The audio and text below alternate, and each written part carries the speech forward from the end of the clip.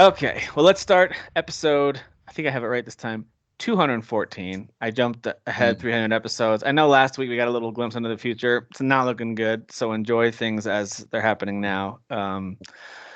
So yeah, but 214 is where we're at now. It's myself this week, along with Dan and Kyle. Welcome. Jeff is off watching the Mania of Wrestling. I think that's what they call it. Yeah. There was a whole road to it, is what I heard. There's a road. They take it's a street. I think they call it Street to Mania. Is Street the name? to Mania, yeah. A stroll down Street to Mania. Yeah, as long as we get it wrong as possible, then we know that. Okay. We'll find out if Jeff is listening or not. I was gonna say I haven't watched wrestling in years. I don't know what you guys are talking about. But... Dan's like, I don't think that's correct.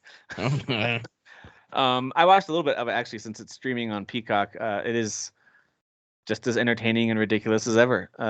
It's good times. Yeah. But anyway, so he's watching that with some buddies tonight. Can't blame him. It's the 40th anniversary. It's WrestleMania 40 this week. And it's the first WrestleMania with He Who Shall Not Be Named. So that's a big deal. That's right. Without him, yes. Voldemort is there? Yes, Voldemort, Dan. That's exactly right. Yeah. Dude, what would Voldemort's music be? Like the glass shattering, of course, is Stone Cold. I wouldn't be yeah, can you imagine? Yeah, Stone Cold's glass shattering and it's Voldemort coming down in his robe. I bet you it's just Ray Fine's voice saying Avada Kedavra. Boom. Yeah. I love it. Dementor sounds, I don't know. Like just I'm actually kind of loving this now. I wish I actually want Harry Potter themed wrestling now. This is that would be amazing. But anyway, so that's where everybody is. We're gonna talk about a few new games. There's a couple headlines that we'll bring up. I've just got a couple video game outlets open. I can talk through some of the recent headlines. If you guys know of anything this week, we'll talk through that. Otherwise, it's just checking in on all the stuff you're currently playing. So we'll get to all of that after we do a very important tournament competition called Who Would Win. And this time we're always answering questions that no one's asking on our show. That's kind of like what we do. No one's asking these questions, but we're here to answer them. And when it comes to these tournaments, no one's asking who would win out of all these video game villains, but that's what we're going to do. So I put together a list of 32 villains. And we're going to let me see if I can do a proper screen share on this. As scientifically, objectively accurate as we possibly can. This is this is the real deal. Real stats are going to come into play. Yep. See, you guys get it. I was afraid you weren't going to get it, but I think you get it. Tim loves spreadsheets and stats. That's it. Yep. That's all it is, guys. Yep. All right. Let me know when you can see. There. I see it. Can you see it? That first try. Tournament. All right. You can see the bracket. All right, guys, I like that the background is also just a little side note. I like that the background is dark screen. I like this, Tim. I like where your head's at. I go with dark theme for as many devices as I can. I like it for the old eyeballs.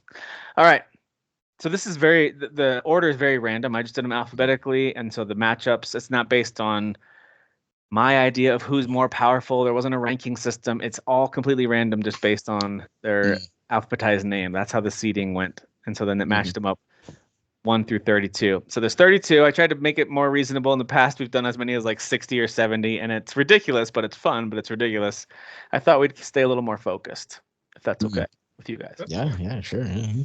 All right, so we'll kick it off with Albert Wesker from the Resident Evil series going up against Zeus from the God of War series. The good news is there's only 3 of us, so there's no need for a tiebreaker here. It's just that's true. Yeah. So this is ridiculous. This fight. Yeah. So tell me what happened. The God of all gods versus some dude who has some chemicals in him. He's got some chemicals. But he's got. No, I mean, I don't think we need to go beyond what I just said. God. Well, actually, we do, because there's a pretty funny meme, or at this point, it's a meme in my opinion. Of you remember in Resident Evil 5, Kyle, where Wesker is just yelling Chris, but it's just in the most cartoonish fashion, like he's like Chris. Like something like that. Like it's just absurd. Yeah. I mean, thank you for bringing up that game too, because he ends up getting beaten by a big rock. I think Zeus has got this one, guys. Yeah. All right, so Zeus from God of War. I don't even think this fight lasts. I'm a huge Wesker fan. I feel like I'm being really dismissive to Wesker, but like, come on. I don't think this fight lasts very long, if we're being honest. I think it's a pretty short fight. Yeah. I think Wesker does a couple like flashy things. He puts his sunglasses on, his trench coat flaps behind him, and then he gets squashed by I think you're right. an even gianter rock that Zeus he took too many drugs. That's what happens when you take too many drugs. But Zeus did let him like talk a little bit. He knows Wesker likes to talk. He let him chat before he just destroyed one. Yeah. Well, the next matchup features Kefka, the famous clownish Joker-like villain from Final Fantasy VI, one of my favorite villains, going up against Kerrigan from StarCraft. Actually, kind of an interesting set of powers against each other. So I have a question here. Yeah. Right? Because this is how I do these things in my brain when I'm thinking about them. I'm like, all right, are these people like have the full spectrum of their abilities here, or are we just kind of like basic forming this? Like, it's a good question. Is this a street fight or is this like an in-ring fight with rules? You know what I mean? Is this a no street fight?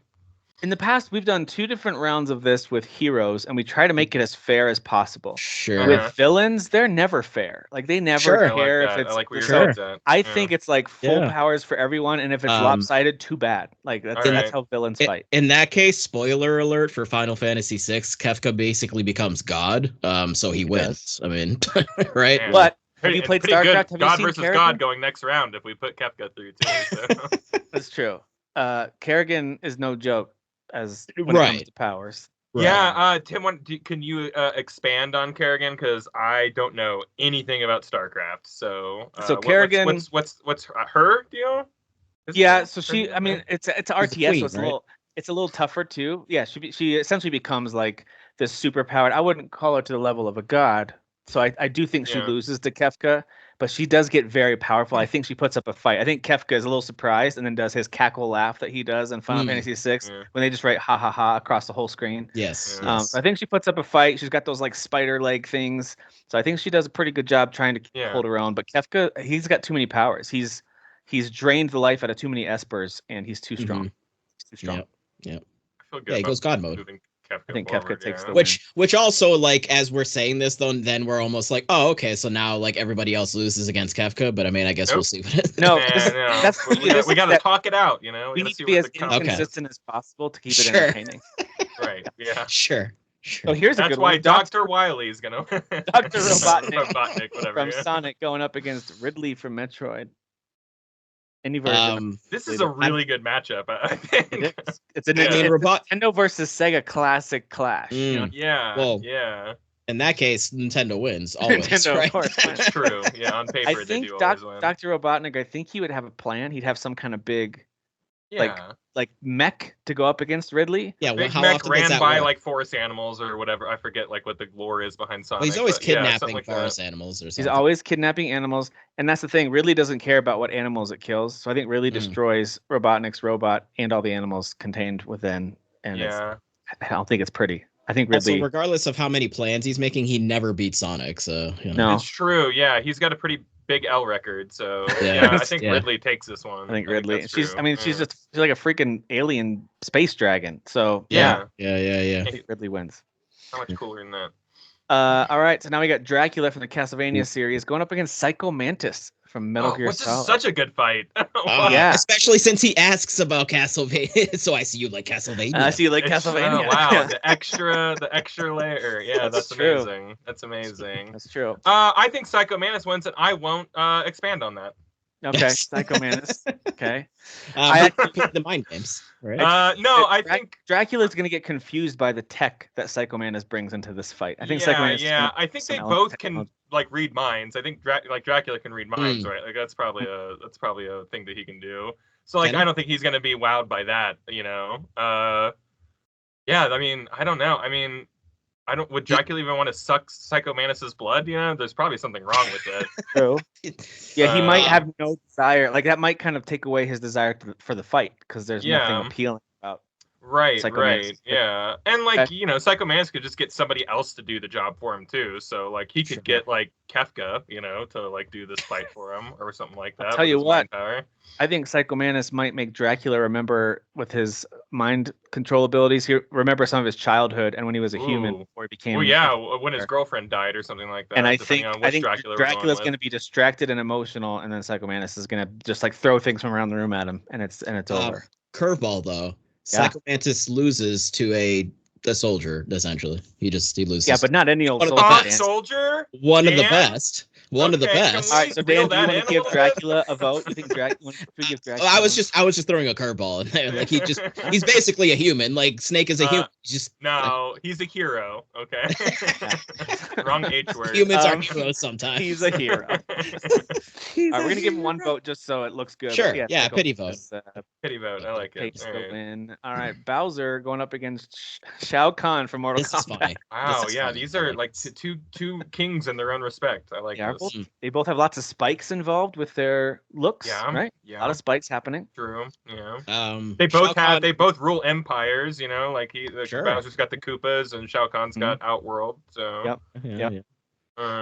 He's the sorcerer supreme, right? He's a sorcerer, so Mhm. does Yeah. magics. He does magics. Although Bowser can just tuck into that shell, and he seems Shao pretty Kahn's- indestructible in that shell. the only thing Shao Kahn can do, we've seen how Mario does it. You have to grab Bowser by the tail, spin him around, Yeah, and you that's have all. to throw him at the bombs at the edge of the I stage. think Shao Kahn actually does have a move like that though, where he grabs. Does he have a twirls throw someone move? Around, though. Yeah, I think he does. Like, I think he's made for this. So okay, Yeah, I think he's made for this. But I still think Bowser's got him. I think I know- Bowser's got Shao Kahn. So Bowser comes from a world where you can't really just put your hand through someone's chest and then just like, squeeze their heart. Like, yeah, but he'd be really good at it if like He would be good at it. If he knew that was on the table. I But- think he'd right, be if pretty he good at knew. doing that. Yeah. if he knew, but I don't think he Yeah, does. yeah. That's the problem. That's the problem, right? Shao Kahn's just gonna fatality his ass. Like, Yeah, it's true. that's I the like only- the idea Kahn's got that a really Shao big Kahn sword might as have well, a grab you and know. throw move. Or hammer. It's so a hammer, I think. Never mind. I'm It's got the going hammer. Shao Kahn with this one. Yeah, I think the hammer could crack Bowser's Oh, like could all right. shell. Yeah. Yeah, All right. I think he'll talk me into it. I think Shao Yeah, Kahn. Real Shao quick, I Kahn. want to correct myself. I was saying Sorcerer Supreme because I was thinking of who the hell was I thinking of there? Doctor Strange. Quan Chi. Oh. No, the other one, Shang Tsung. There we go. I was thinking Oh, Shang Shang Tsung. Tsung. Oh, Okay, oh, yeah. I was There's thinking so many of- sorcerers in Mortal Kombat. Yeah. All right, Shao Sure. Kahn takes it. Magic. The one thing missing from this, and I'll try to do in the future, is it'd be good to put like images of the two up as they're battling. I don't have that. Anyway, Yeah. Handsome Jack from Borderlands going up against M Bison from Street Fighter. May I just say, I automatically think Handsome Jack sasses M. Bison to death. Just sasses him to death. I don't think M. Bison knows how to deal with a personality type like Handsome Jack. He gets angry And so I think, easily. Yeah, I think he like gets angry and loses his cool. You know what I mean? Yeah. I think Handsome Jack's got this one so in the bag. Yeah. Also, both have vast riches and vast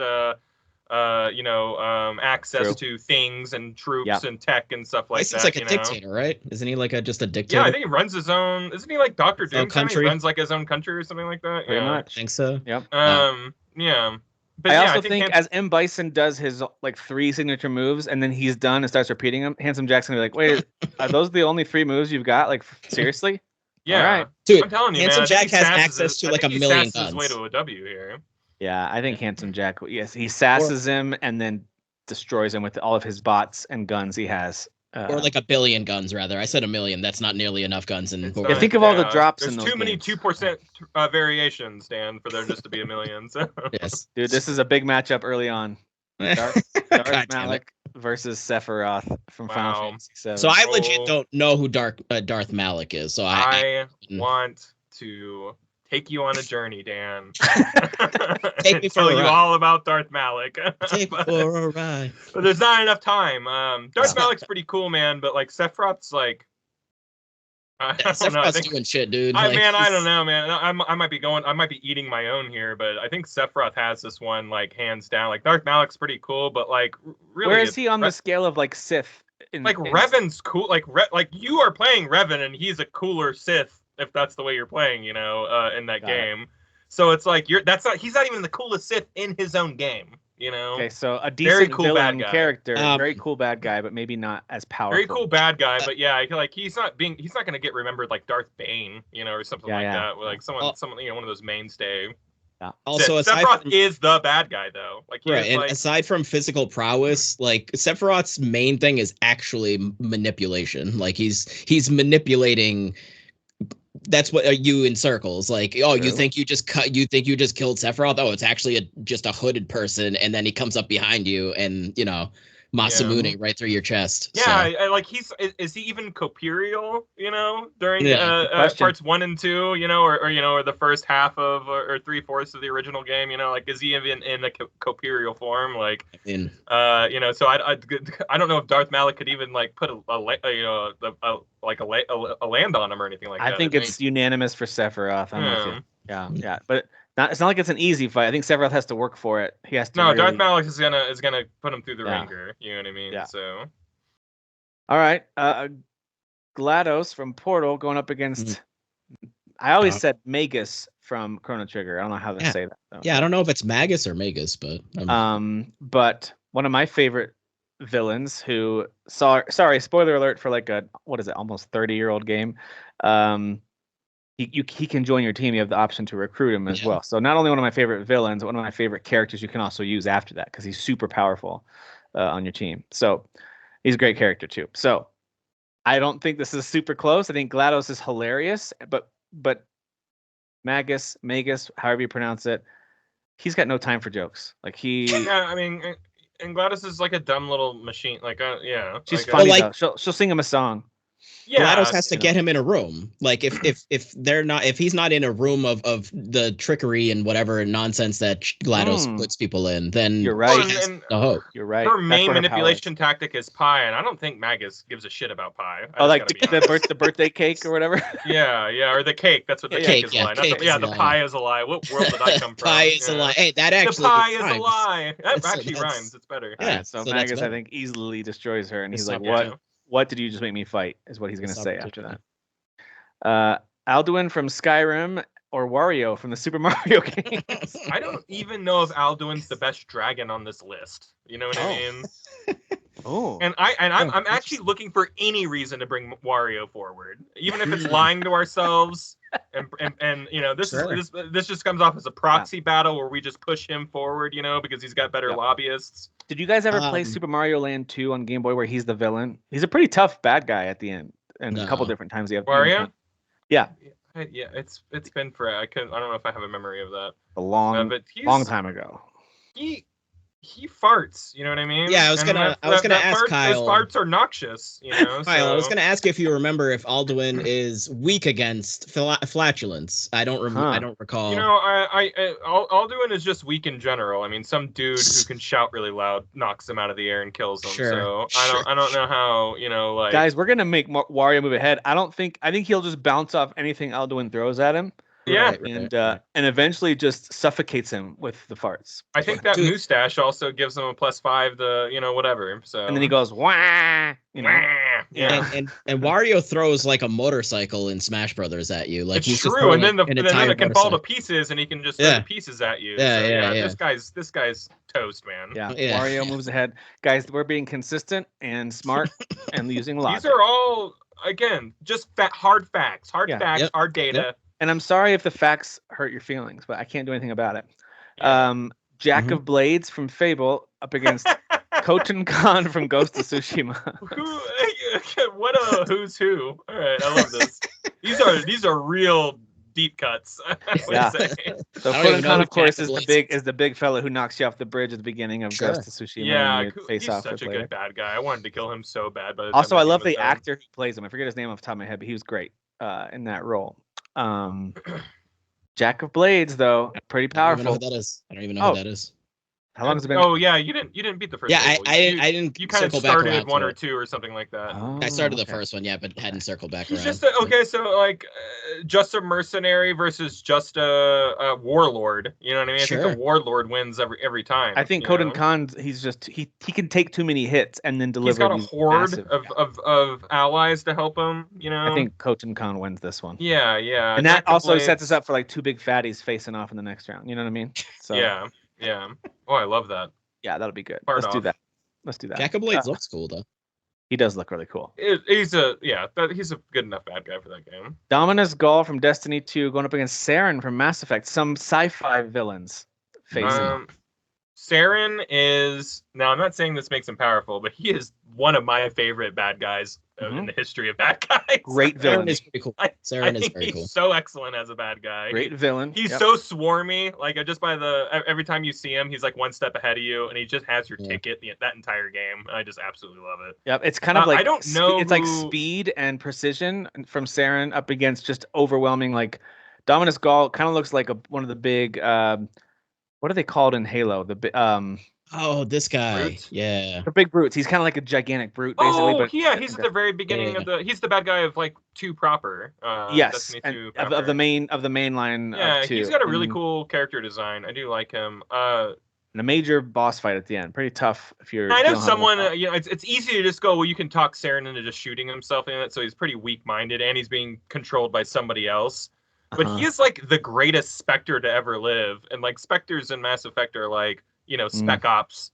Space, Dude, operatives. I think Spectres eat enemies and guys like Dominus Gall for breakfast. I think they're created like their whole job is created for people like him. So yeah, I mean, I think Saren's got this guy's number, even though he might be a little weak. Also, Gall is kind of like he's a beefy boy, so is he kind of slow? Like is Saren just like running circles around him? He's slower than Saren. Can destabilize the whole planet, by himself. He's a one-man army. Like Spectres are one-man armies, Yeah, Saren takes this one. Sorry, Dominus. Got a great voice though. All right, we got Aridin from The Witcher 3. If you don't remember, he's the leader of the Wild Hunt, going up against Odin. I needed that reminder. Thank you. From God of War Ragnarok. Wow. So you've got two pretty powerful supernatural leaders, essentially, who maybe weren't even the strongest. Like for Aridin, he might not have been. I think the side one who actually kills a main character in Witcher 3 might be even a harder boss fight, if I remember correctly.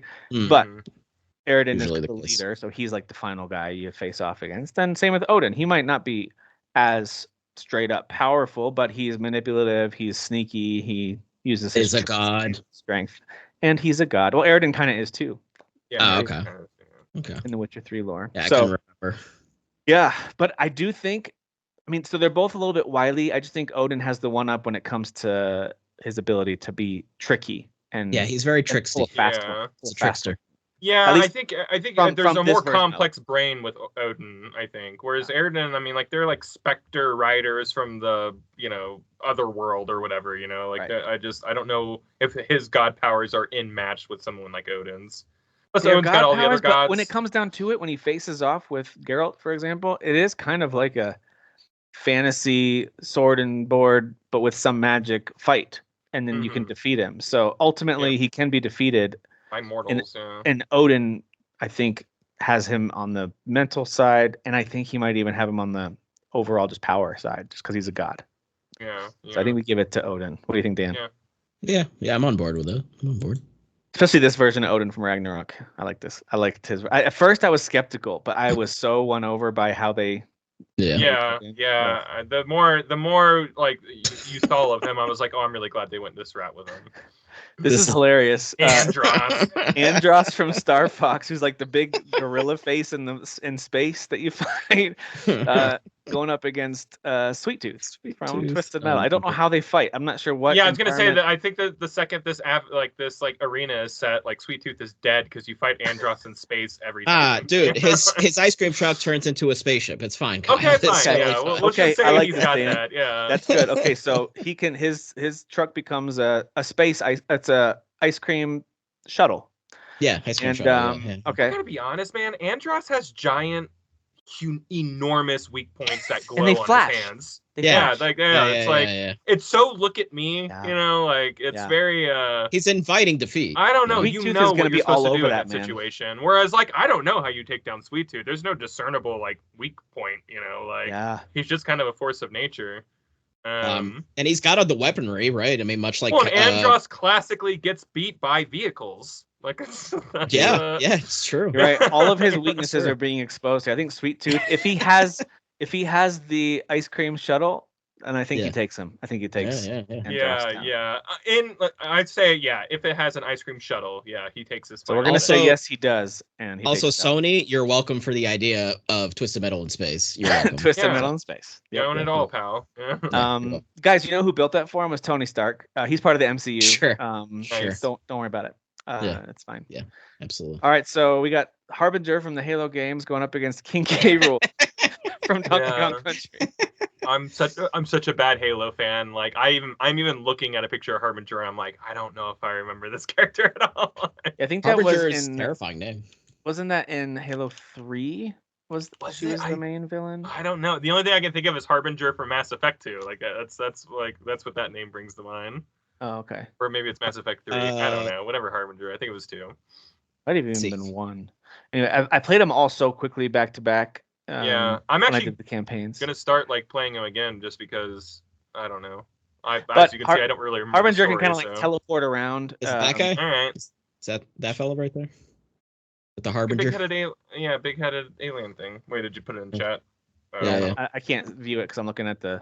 Oh, okay. Yeah, no, that's fine. I can look at it, Dan. I will verify. Yes, that is it. Yes. Okay. So yes, she is mastermind behind all kinds of stuff that's happening. But by the way, keep in mind, I think the Harbinger can survive like the Halo being fired. Wow. Okay. I think that's their whole that's their whole deal is they've survived those things. So she's durable. She's very durable. Right. Yes. Right. I don't know. We're talking about a giant crocodile versus like a meta sci-fi being.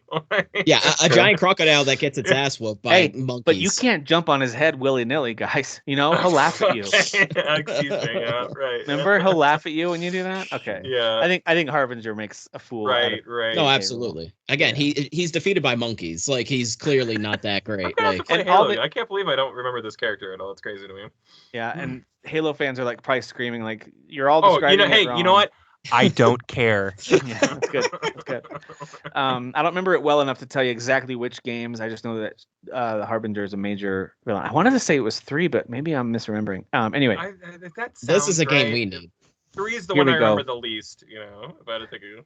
Diablo going up against Senator Armstrong from Metal Gear Rising. Now, this is the Kyle, Tim, you're very good people for ridding this guy in this game. This is an incredible choice. Now tell me, give us a description because I've read up on it, but you've played it. I haven't played this game. Yeah, tell me what kind of powers are we talking about at his peak? I mean, he has the power of nanomachines, which we know in Metal Gear Solid means that he's all powerful. You know. Like this guy gets jacked and fights a guy in a cyborg like ninja outfit, it's Ryan's got a hard time. You know what I mean? We've watched this guy like destroy Metal Gear Rays, like it's nothing or whatever.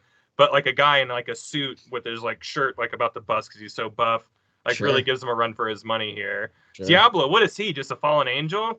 Okay, whatever. That's it. I love how we can downplay any. Who cares? Like, what? So dumb. What is he, just Satan? Senator?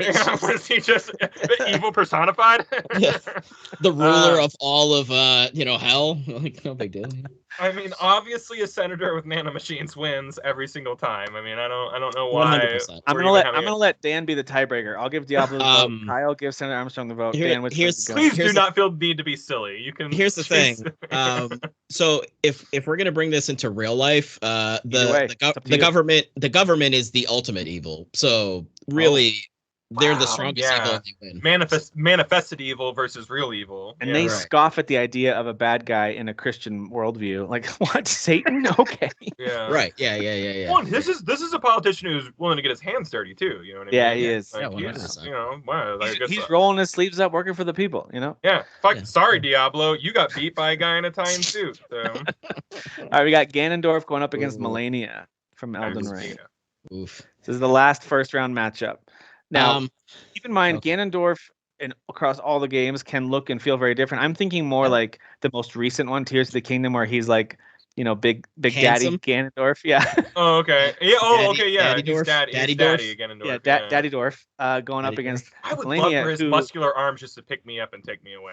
I would absolutely love that. Yeah, whisk me away. Yeah, just like let me barrel my face into his burly chest. I mean, he's built kind of the same way that Dio is from Final Fantasy VII Rebirth. Just they have the same body. They have the same exact body type. Yeah. Maybe that's why I'm so attracted to Dio. Wow, that's great. Yeah. And they're wearing about the same amount of clothes too, I think.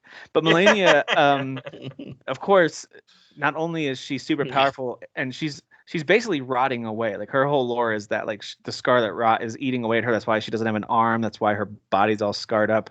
And so there's a basic form, which I think Ganondorf handles pretty quickly. I think he gets through phase 1 of Melania pretty easily. Because he hits so hard. And if you've played the Elden Ring, if you stun lock her, she's She's a really hard boss, but you can stun her enough to get through the first phase. Sure. Guys, it's the second phase where she explodes. Dan, you've done this fight, right? I mean, right now I'm just having PTSD because the amount of times it took me to beat this bitch. Like Yes, the amount of very tough. times. And by the way, Y'all didn't let me solo her to do her for you.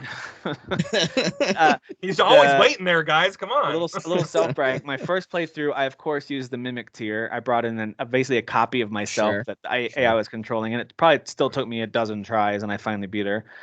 I'm on New Game Plus, and I just beat her. So I didn't invite any other players. I didn't use Ash of any kind. It was just me against her, and it probably took like 30 tries, but I got her. I But you beat her. did it. Yeah. Wow.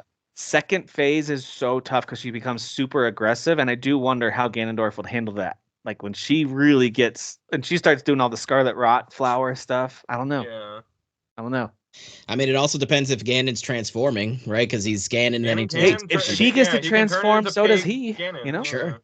So Yeah, he's got his. transformations, Because I even think he could wait out the decay phase. Like he can run away to Gerudo Valley, hang out in the desert for a while like he lets the decay set in, take her down a little more notches, before How he long goes is to that the fight. taking though? I mean, how Doesn't old is matter. Melina? He's eternal. It doesn't matter. Who cares?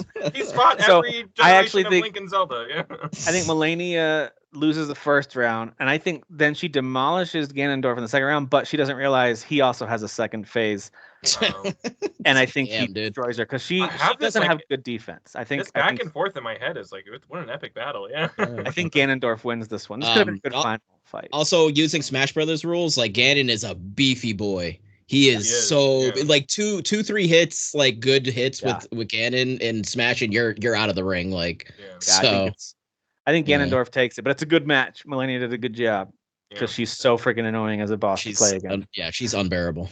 But boy, the feeling when you defeat her is really awesome. All right, guys, Zeus against Kefka here in round 2. The match that, again, no one's asking this question of who would win between Zeus of God of War from the first wave of God of War games. And so I'm thinking, if you ever find yourself in an argument about this specific thing, just show them this because this is how it is. This is science. Yeah, this is science. We're doing the science for you. Yeah. So what do we think? Do we think? I mean, my gut as soon as I see this, I'm like, well, Zeus wins because I've played God of War 3 and he's insane. But so is Kefka. Kefka's he gathers all the powers, and when you fight him is at like the end, ultimate insane person. Yeah, he becomes like this painting in the sky. He's crazy. He's insane at the end. So what do you guys think? How do you think this fight goes down? Do you think Zeus is kind of like uninterested? He wants to get back to handling things in Greece? Random question. Yeah. Do we think Zeus is afraid of clowns? Does Zeus seem like the type of person that might fear clowns? That's a good point. Yeah, I don't know if he would know what to do with like a clown. Because some people out there, and I mean, I love my wife dearly, but she has an irrational fear of clowns, so you never know. Maybe he also has an irrational. She knows she could take a clown, right? She knows that, right? Yeah, no, absolutely. In a fair fight, like she's got a clown dead to rights. It wouldn't be a problem. 9 out of 10 times. Yeah. When she was like a teenager in a haunted house, she actually punched a clown, like not on purpose. She's got it in her. It's just, she punched the clown and ran. So that would have one of two effects on Zeus. Like think about how angry he gets in that fight with Kratos, and he kind of like does. Round 2, I feel like there's 3 phases in that fight. He might get enraged by the clown and go into like super power mode too. Yeah, you know? I mean, like when he like transforms, like it like destroys reality too. So I mean, that's Zeus, kind of, holding reality all together and everything as well. I'm leaning a little bit towards Zeus being able to withstand the power that Kefka has, and then when it comes down to, when they're in close enough proximity, Zeus could just break him in half. That's just in my mind. That's what's happening. How big is Kefka in the final fight? Like in trying to think of like the actual scale. I mean, it was on the Super Nintendo, and he can only take up so many pixels on the screen. But yeah, he's significantly bigger than his little pixelated version. Right. Sure. And like Tim said, like he was the sky there for a hot second. So. Yeah, he kind of becomes like this clown painting in the sky, basically. And I know that was the art style that they were using, was kind of this painting style, which is really pretty. But I'm leaning towards Zeus on this one. That's my vote. I like Zeus is good. Okay. What do you think, Dan? Would you want to give it? I'll give Kefka the vote because I just think an insane clown god is terrifying. So it is. It is terrifying. And Kyle, you're leaning towards Zeus. I think Zeus. Yeah, I think Zeus. I think it takes it out of him. I think he's surprised at this this weird I think he clown. leaves reality broken. He's like, we're not doing that again. Yeah, Zeus is injured after this fight. Round Like, 3, wow, let's I'm remember out that on Zeus is coming out psychologically, maybe even physically, not doing so great into round 3. All right, keep that in mind for the next. 'Cause we're gonna need one of these two to have a leg up. All right, so Ridley from Metroid going up against Psycho Mantis. I think Ridley just eats him. I think it's over real fast. What kind of? Okay, let's hold on. What kind of sentience are we working with Ridley?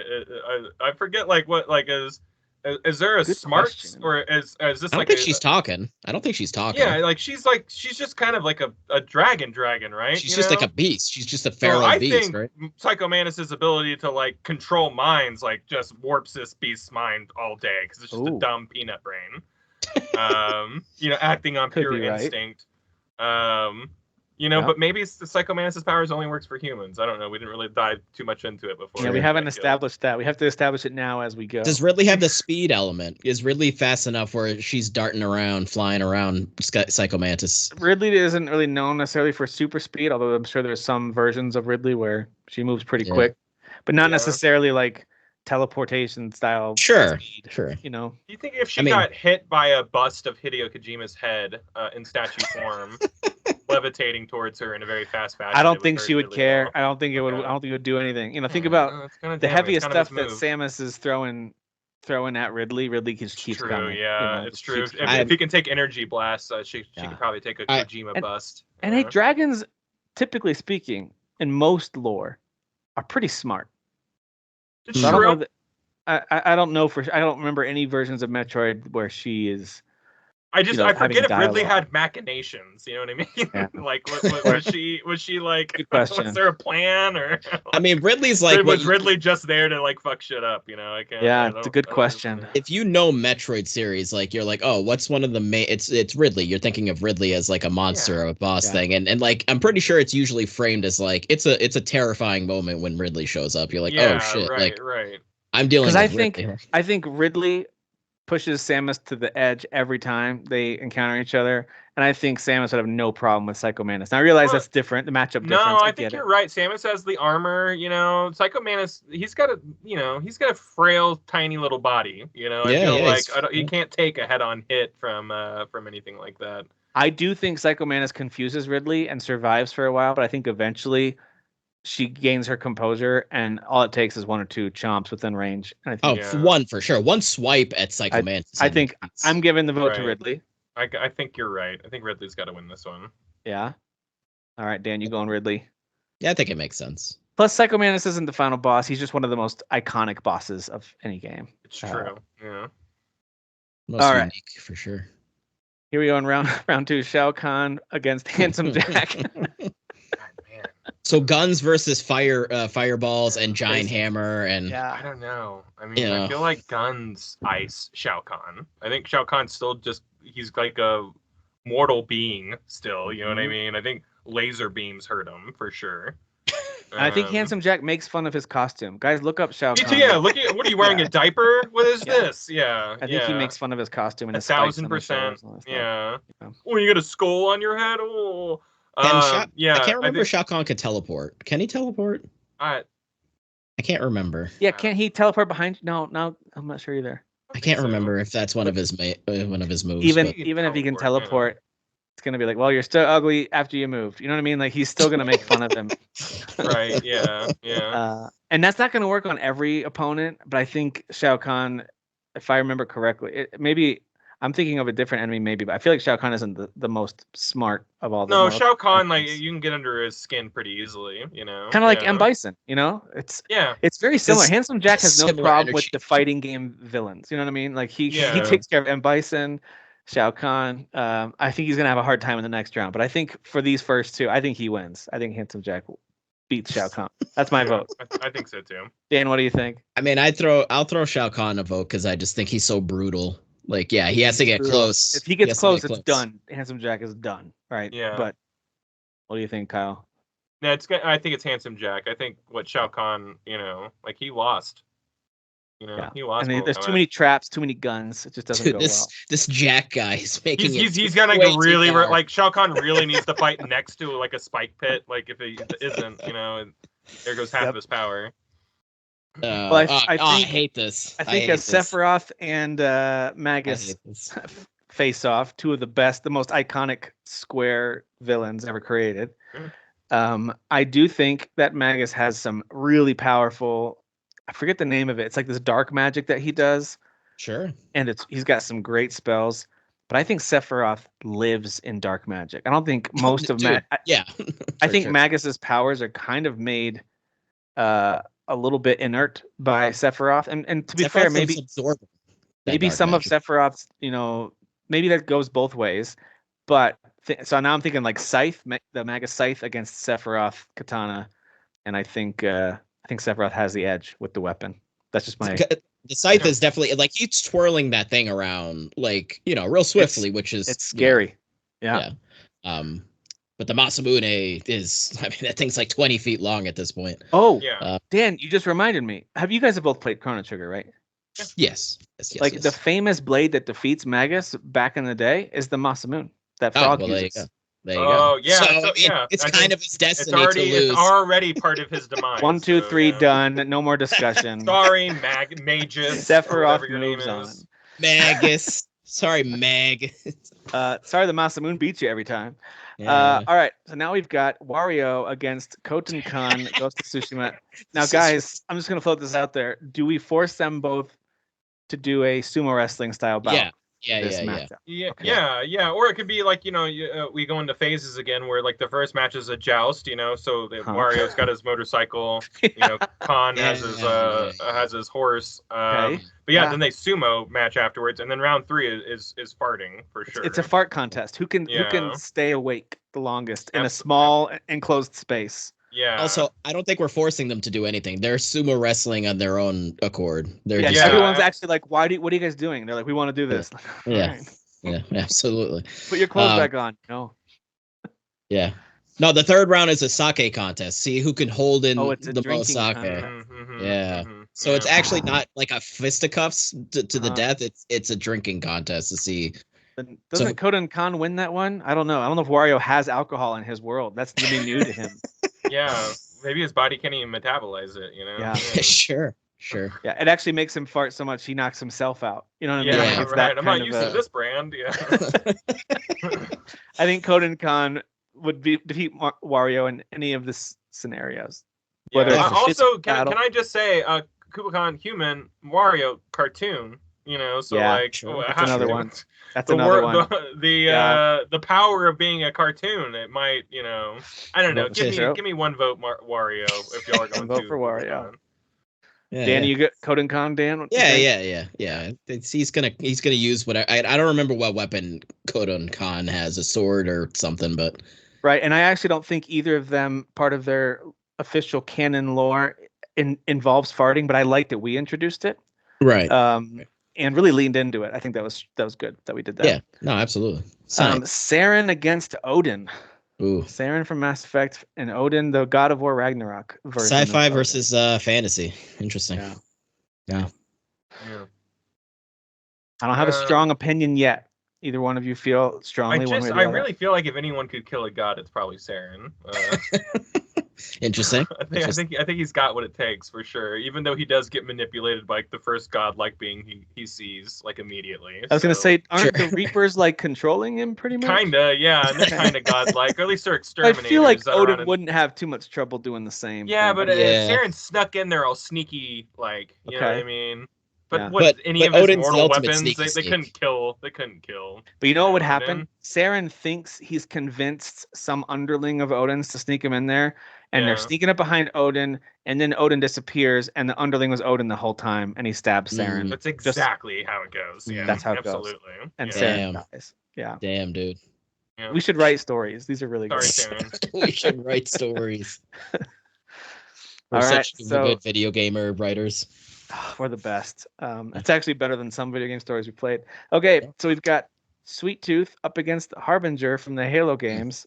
I gotta be honest, it's Sweet Tooth, right? I mean, we're all thinking it, guys, right? So first of all, he stays in the shuttle. Agreed to there, right? He stays in the shuttle. because we're Right. still in space. We're space, grandfathering in the shuttle. Yeah, all right. The shuttle's still there because we're still. He finished off Andros and he's laughing at the big blinking weak spots. Yeah. And then he sees the halo and he heads over that direction.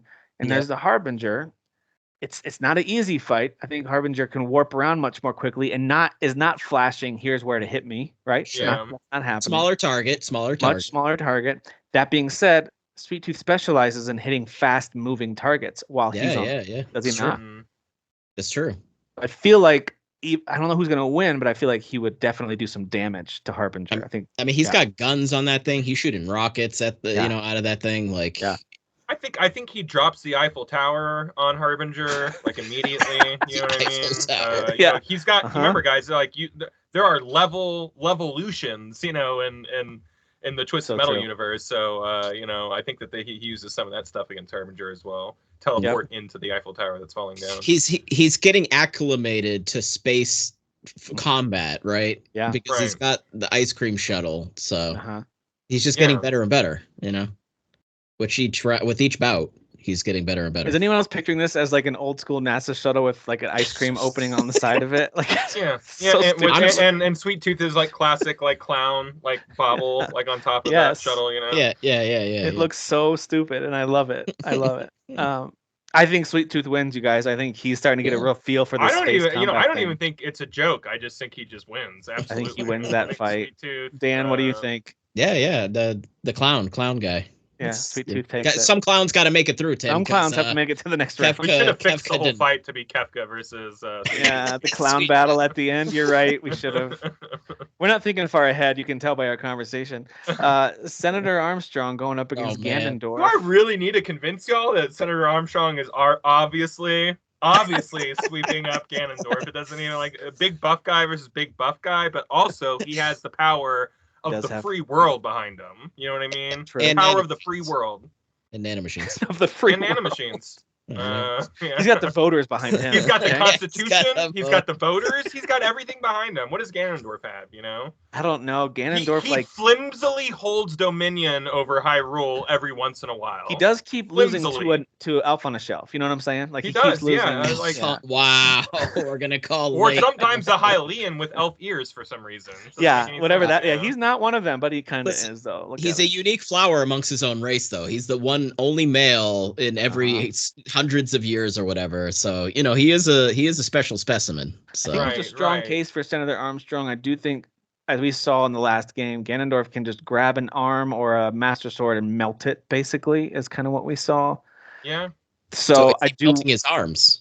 I do wonder what he could do to Senator Armstrong, even though he's got all the nano machine things happening. I do wonder how he'd hold up to that kind of power. You know, does Senator Armstrong have multiple phases? Does he get stronger after you defeat like a strong? Yeah, he gets like jacked. I think he gets more jacked up as like, you know, like I think the nanomachines like jerk him up more. He gets just like bigger. No, you know, I don't know if Ganondorf like knows how to like handle technology on the level of like nanomachines and stuff like that, you know, like, and I feel like, again, like Senator Armstrong, he's a senator. He made it. You know what I mean? Like he's a successful like guy in his career. That's a strong vote. Where like Ganondorf, Kyle, you know, again, like he can't even hold dominion over Hyrule, like even for a little bit. So I just feel like even on like the political career of Senator Armstrong is stronger than Ganondorf, you know, and I feel like that counts. That matters. Yep. All right, so that's one vote there. Dan, what do you think? Yeah, I mean it's tough because Ganon does basically lose to Zelda, right? Because you know, pretty much it's Zelda, right? I was gonna say, Ganondorf loses to someone who we're not even sure who the main character's name is, depending on who you're talking to. So. It's true. So Dan, you're leaning towards Senator? Sure. Let's give it to the evil government guy. Absolutely. All right, I'm gonna give Ganondorf one vote just so he goes out with some dignity, but I think Senator Armstrong takes it. I like the case we've made here. All right, guys, we're down to the quarterfinals. Zeus against Ridley. Listen, Ridley barely survived Psycho Mantis. I think Zeus has no problem with dragons. Are you kidding? Oh, so we're carrying over damage from previous fight. I think Ridley shows up pretty beat up. Yeah, for sure. But you know what? They both. I did say Zeus is worn out from the Kefka fight, so they both show up kind of. There's continuity here. There's continuity. Yeah. It's important, Dan. It's important. Someone has to be. There's no sensu beans in this universe. Everyone's still damaged. Yeah. From the last fight. There's no Shenron. There's no. Nope, none of that. But I do think Zeus could take out. Zeus, right? Yeah, Ridley's a dragon. Thing is, like, Ridley hasn't gone up against anything godlike, right? Nope. That we know of. Yeah, so. I mean, if Ridley in a game or two, we get more Ridley and like she ascends to godhood, we revisit this talk. We revisit it, but right I think now, as we know Ridley now, Zeus takes this one. Agreed. Totally agree. All right. Yeah. All right, we got Handsome Jack against Sephiroth. Two beautiful men, may I just say. Now, they are both very. It should be handsome Sephiroth. You know what I mean? Two very handsome specimens. But let's just start here. Sephiroth is no stranger to being shot at, and it's never been a problem. Yeah, it's true. It's true. Yeah. Barrett shooting at him. Vincent is shooting at him. And all the soldiers, like everyone's shooting at him. He's just everyone's shooting at Go for it. And he just he does this little anime smirk, like. Well, like what does handsome Jack do against a comet coming down at him? You know what I mean? All right, well, that's a good point. Yeah, I don't. He's not going to sass that comet away. You know what I mean? Actually, Kyle, it's a meteor. Comets and meteors are different. I am going to lose it on you, Dan. I've been real patient with you today, and that's okay. Yeah, and handsome Jack can't get into Sephiroth's head. His mind is already broken. His mind's completely broken. So anything handsome Jack says, he's more like Sephiroth, trying to call him a girl or whatever. Like, I can't even process your idiocy. Like I have no time for it. Yeah. I think Sephiroth takes him out pretty easily. Yeah. Everything we've said so far. Handsome Jack, you had a really good run. Had a good run. I was gonna say the only way handsome Jack has somewhat of a leg up with his smarminess is if he starts talking about Sephiroth's mom. Oh, all right. But that's gonna make it worse. Yeah, true. Yeah, little mommy's boy. Yeah. It's gonna make it worse. Yeah. All right. Oh, I'm not real. I got created because I'm a monster. Now we got Koden Khan from Ghost of Tsushima going up against Odin from God of War Ragnarok. I don't think it's close. I think Odin annoys him. Yeah. Unfortunately, there's nothing fantastical going on in Ghost of Tsushima for. And hey, if you played Ragnarok, it wouldn't be the first fat guy that Odin killed. Oh, I shouldn't. That was mean. I shouldn't have said that. I feel bad. I feel bad about it. But it's true. So Odin, we're making that one quick. Odin moves on from Koden Khan. No problem. All right. Sweet. Wow, we ended up getting a clown fight anyways. A politician versus a clown. We got one. Senator Armstrong against Sweet Tooth. Sweet Tooth is back on the ground, folks. He's back in came to Earth. Back to Earth. Back to Earth in his truck. He's got his ice cream truck. He parked the shuttle to get it worked on. Yeah. So now he's going up against Senator Armstrong on the ground. What do we think? So Sweet Tooth he got comfortable in space just fighting with his shuttle, and now he has to acclimate back to the gravity and everything of Earth. He has to a little woozy. Yeah, he's a little woozy. Yeah. Floating up there in space in a shuttle. Yep. So there's that. And maybe 10 years have gone by and his daughter grew up without him and he's crying watching her grow up. Wait, that's something else. Anyway. I really do think Senator Armstrong has the advantage here against. I kind of do too, man. I feel like because I'm trying to remember because I'm getting Senator Armstrong mixed up with Volgan real quick. I know Volgan could like reach into Metal Gear and like wrap the wires around his arms and like control it. Yeah. Like I think I remember Senator Armstrong doing something similar, but like man, it's been a hot second. If he has nanomachines in his like literally a system the way that he is visually shown, then yeah. Like in his, I know he can like harden like his skin and stuff like that. Like I feel like he's got his number, man. He's also part of the modern world, so like a vehicle would have freaked out Ganondorf for the most part, like driving around with ice cream on it. But Senator Armstrong is not distracted by this stuff, it doesn't bother. So. He knows I just gotta shoot out the tires. I just gotta take out the tires and Sweet Tooth's a mess. He's got nothing. So I think Armstrong wins this one. I think so too. Yeah, I think I think Senator Armstrong could be able to control Sweet Tooth's truck or whatever, I think it's over. What is Sweet Tooth at his vehicle? He's just a dude. He's just a fat clown. I mean, if you're telling me that Armstrong could literally go toe to toe with a Metal Gear, then what is? I mean, he can his skin like hardens, like it becomes like an exoskeleton, like you know what I mean, like. And I don't know, like he takes on a Metal Gear. He can take on an ice cream truck with some machine guns on it. You know? Yeah. Are we really trying to say that Sweet Tooth can take down Metal Gear Rex or Ray? Because I'm not going to have it if that's what we're saying. So. Well, we're down to the final four. It's about as good of a final four as we could have asked for, folks. We've got Zeus against Sephiroth in match 1, and then Odin against Senator Armstrong in match 2. Sorry, I didn't mean to laugh, Senator. That's my bad. I'm proud of us, guys. We really narrowed it down in a really scientific way here. So Zeus from God of War going up against Sephiroth from Final Fantasy VII. Oof, this is a epic matchup right here. Yeah, it really is. Like two powerhouses. Sure. I think it gets pretty bloody. I think they both have some pretty crazy weaponry, and I think it gets bloody. How do you think that? Now, could Zeus mistake Sephiroth's comet move as Ragnarok? Sure. And like get spooked and die because of that. You know what I mean? Like just fall over dead. Yeah. Like, this is Ragnarok, and he just dies or whatever. I thought you were going a different direction. Let me tell you where I thought you were going, and I thought this is valid. Guys, we know that Zeus is no stranger to the ladies. So Zeus sees Sephiroth and is like, "Who is this? Oh, sure. Go out. Who's this lady? Yeah, what is this tall drink away? Yeah, I get that. Yeah. Look at how pretty and her white hair. And as he's admiring, Sephiroth does his classic turnaround, and it's too late. And his hair. Masamune is right there, and it's just too late. And I think Sassoon hair. I think Zeus is, because it's happened before. Zeus has gotten tricked by pretty goddesses and humans even, and I think it's just too easy. Sephiroth doesn't even mean to. He doesn't mean to be gorgeous. See, what's funny is we sit here and we've been focusing on the physical prowess and strength of these. I mean, they are gods, to be fair, right? True. But like, I think the whole thing with the Greek gods is there's a lot of like manipulation going on behind the scenes. They're easily like angered, and like they're basically frail like children, like mentally, right? And Sephiroth's strength is manipulation. So he's gonna manipulate the shit out of Zeus, and just. I think Zeus is used to being the manipulator. So when manipulation comes his way, he might not.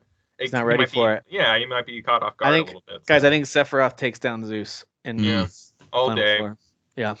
Yeah, I know Dan's not going to fight that one. I know we just lost all of our Greek listeners, too. They're like, you kill our god with a fake character? Yeah, I'd just like to apologize to our Greek contingent right now. Sorry, everybody. And sorry for calling your god a villain. That's our fault. Sure. Well, I mean, yeah. All right, so Odin against Senator... I've read the stories. Odin against Senator Armstrong. Is this where Senator Armstrong's Cinderella streak finally comes to an end? No, Tim, and let me tell you why. I actually really want him to be in the final. Tell me why. Tell me why. I just feel like I don't know how I'm gonna weasel my way into this one. I don't know. I think honestly, I want something at the end here that's gonna just be amazing. So we have to figure this out, Kyle. We have to figure this out. I feel like Senator Armstrong. I don't know. Just because I can't come up with something stupid, I feel like Odin has to win, sadly, and Senator Armstrong. Is Senator Armstrong easily manipulated? Because is Odin going to try to do his trickery? Senator Armstrong is a man of conviction, Dan. He has a plan. He has an idea, and he's going to see it through, no matter how many nanomachines inside of his body it takes, True. And I feel like, they both, Odin and Senator Armstrong, are like masters of machinations, so they're both kind of on par there or whatever. But, Odin's a god, and Senator Armstrong is a dude with a bunch of little robots in his bloodstream, so... The best robots, Kyle. The strongest the best little robots. They are, yeah. The best, strongest little robots you've ever seen in your entire life. I feel, I feel like Raiden's pretty equipped to like go against Odin or something like that too, and Raiden got taken to task by Senator Armstrong. You know what I mean? Senator Armstrong really gave him a molly whopping, if you will. Well, think about Odin from God of War Ragnarok. Kind of what killed him was his unquenchable desire to know. He had to know. He had to know the truth. He had to understand. Yeah. And if Senator Armstrong comes in with this modern tech that he does not understand, he's going to be so distracted and demanding answers, and Armstrong's going to realize he's got a leg up on him. And I also we can go the other route too, where like Senator Armstrong is as a politician, maybe sworn in, maybe certain clearance levels of security and stuff like that, maybe has some actual secrets that he can hold over Odin and be like, hey, I kind of know where the aliens are or whatever, whatever the thing of the month is, and I don't know, it could drive Odin mad that Senator Armstrong has this has this knowledge that Odin doesn't have. I don't know, guys. I think it's obvious Senator Armstrong wins here. I'm going to vote for Senator here. Dan, are you going to be voting to vote? Sense. Yeah. I mean, again, government evil wins. It just, Senator Armstrong has taken out, just as a recap, dear listeners, Diablo, Ganondorf, Sweet Tooth, and now Odin. The path of blood he's left behind him is... I don't think there's been one like it in history, if I'm being honest with you. There's not, this is the greatest election trail I've ever seen in my entire life by a politician. The blood, the sweat, the tears that he had to... And now he meets his toughest match yet. Sephiroth from Final Fantasy going up against Senator Armstrong from Metal Gear Rising. What do we think happens? Immediately a doc for Senator Armstrong because he doesn't have a theme song where choir sings his name. Right. And I think that matters in a fight. Could it be like a senator? You can really rally when a song about you is playing. You know what I mean? Yeah, it's true. Yeah. Well, no, it's just going to be the American, the national anthem, which, listen, dude, I get that a hard salute, And, man. Hand over the heart. Listen, I'm not trying to offend anybody. I'm sorry, but Sephiroth, One Wing Angel is way better than the national anthem. Get the fuck out of here. I'm sorry. No, that's not even something you could be offended about. That's just. I also think this is the first time in the tournament that Sephiroth has needed to bring out the one wing. Okay. So I think he pops that bad boy out for this fight. Yeah. But do you know what Senator Armstrong does? He just laughs as his nanomachines create a wing, and he says, "One Wing Armstrong." You know what I mean? And so, man, this guy has no quit in him. I tell you. Yeah, I'm telling you what. So I do think it's a pretty even match, and I think Sephiroth can't get in the Senator's head. He's like, "You're gonna try to shame me for my past," and he just starts scoffing at Sephiroth. I'm not shamed by anything. Senator Armstrong cannot be swayed. Again, a man of conviction. He's got his morals. He's got his. He's got his idea of where we need to be as a country, a people, a species. Yep. I feel like he's got bigger picture energy, about him. So yeah, he does. Where Sephiroth just kind of wants to rule the world or whatever. I don't know how much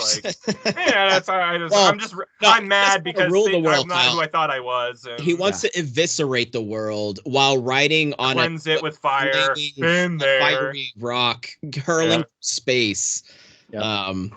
But here's the thing, right? Clearly, these guys are going to go back and forth, multiple forms, right? Sephiroth, lots of forms. Sephiroth busts out the wing, right? But then, maybe he gets beat in that form. But then, you know what happens after that? He becomes Bizarro Sephiroth, which is basically like a giant Metal Gear, right?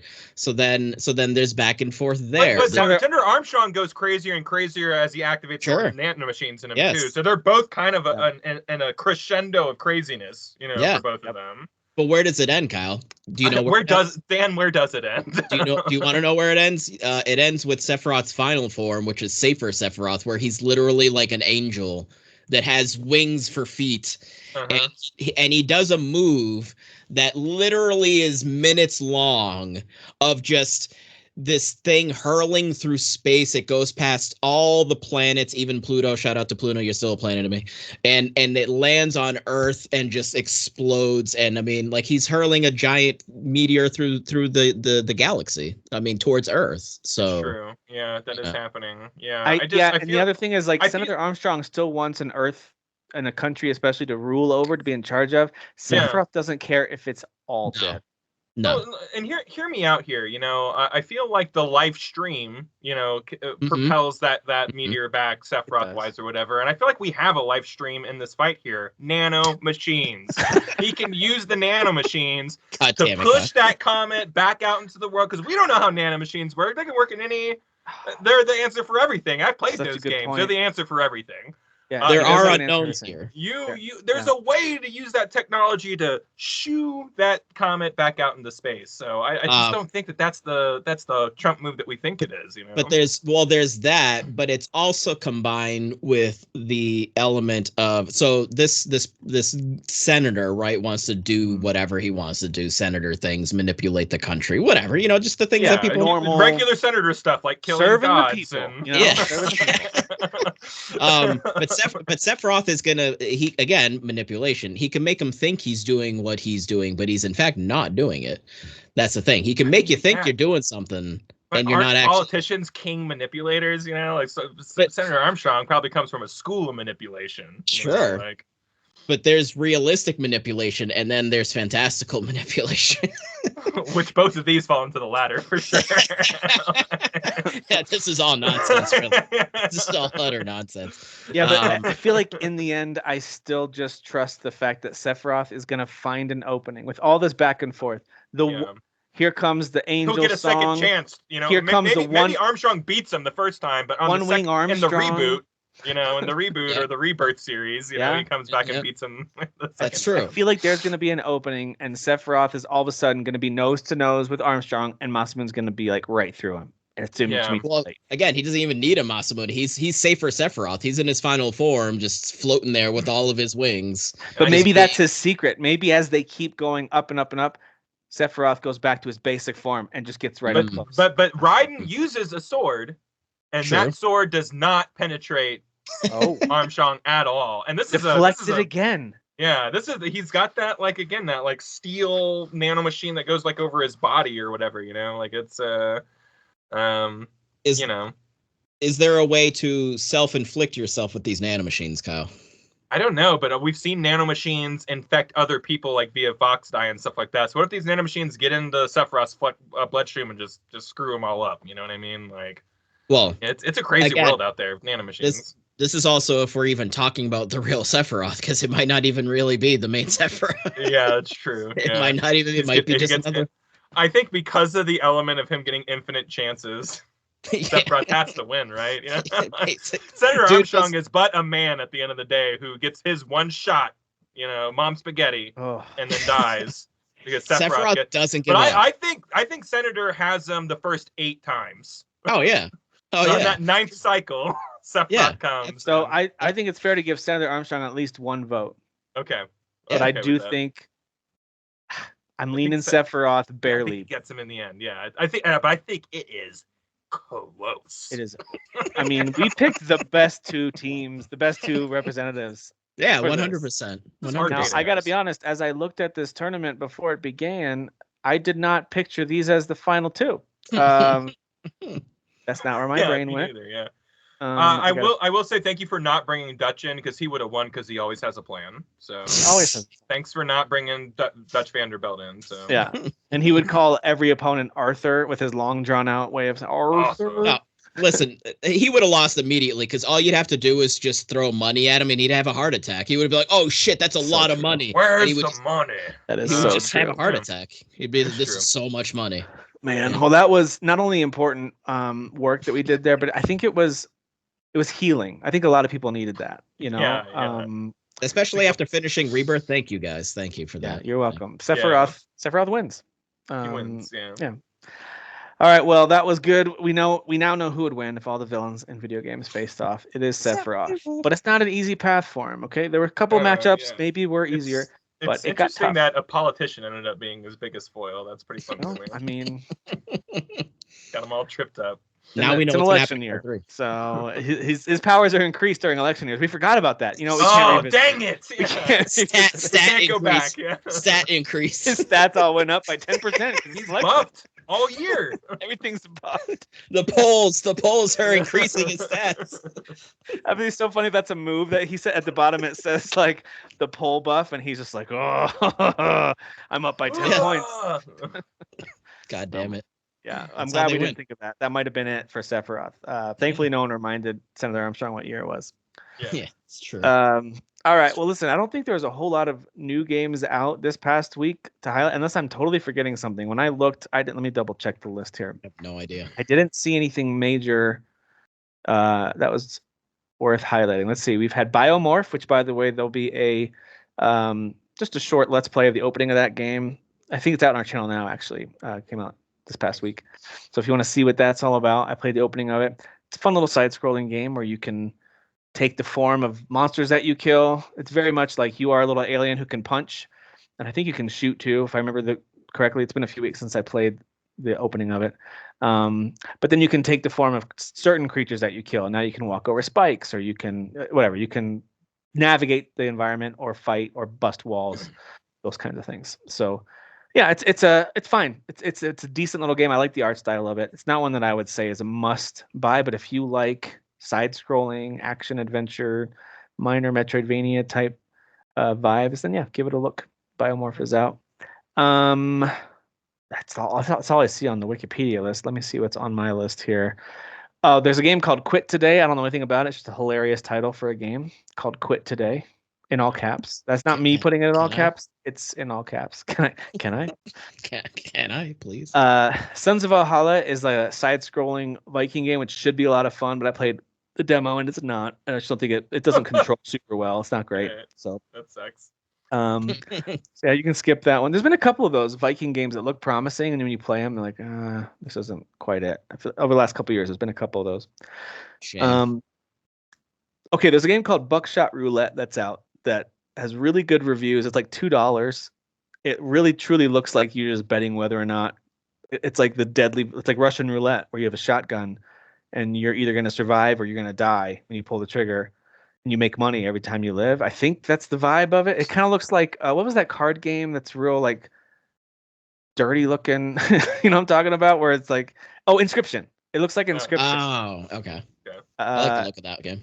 It's got a similar visual vibe to that. Buckshot Roulette looks really dark, really strange. Anyway, the reviews on it are really good, but most of the comments and the reviews seem like they're joking. So I don't know if it's like joke positive reviews or true. It's hard to say. It's like a $2 game. And then Withering Rooms, which caught my eye because the visual style of this game looks really cool. Think like Little Nightmares, sort of. It's got elements that look really realistic in this horror setting where you play this young teenage girl who kind of wakes up in this dream version of this. She's kind of like in an asylum for people who have all kinds of different mental issues. And you see the little thing, and hers hasn't been diagnosed yet. So her name is there, and it says unknown. So they don't know what's wrong with her yet. So she's traveling this dream world, and every time you die, they reassure you like it's actually okay to die because you're just in a dream. And the idea is, how do you escape this dream? Every time you die, you start over, but you're still in the dream. It is super creepy. The vibes of it land. I think it looks really creepy. The design of it, I think, has some positive elements. The animations, I don't really love. For both the enemies and the character, it looks a little, I don't know, something about it's not very smooth. Even though it was telling me I was getting like 80 frames per second on the little Steam counter up in the corner, didn't feel that way. So it's just a very kind of low budget game. I think it just wasn't performing super well. But it's also just at its core doesn't control all that well. So like you run in a 2D space. There is a little bit of depth where you can like hide behind curtains or in a dresser or whatever, or underneath a table as enemies walk by. So there's a little bit of that depth to it, but it is mostly 2D. The fighting was just not that fun. Like you do get a shield and you get a dodge roll, a heavy attack, you get other weapons, you get some magic you can cast. So it all sounds like the ingredients are there. It just doesn't feel right when you actually do an attack. And maybe there's better weapons later. Maybe there's stats that increase your speed or something, but everything just feels weirdly slow and not satisfying. That's unfortunate. So it's just low. It just feels low budget. So it's got cool ideas. If you're a big fan of horror games, and if that horror setting of an asylum and being stuck in a dream, if that appeals to you, and fighting like really creepy looking bloody corpses that are alive, but not like zombie style alive. It's like a Resident Evil style of dead corpse sort of coming at you. Anyway, it's very, very creepy, just not super fun to play in my experience. I actually did record my opening 45 minutes or so with it, and that'll be on our channel this coming week if you guys want to just watch the opening of that game and see what it's like. But it is $25, so I would say if the setting alone, if you go look at images of it, if it looks like it appeals to you and you want to give it a try, just wait for a sale, in my opinion. I think $25 is a little bit steep. But anyway, that's just my take. That's Withering Rooms.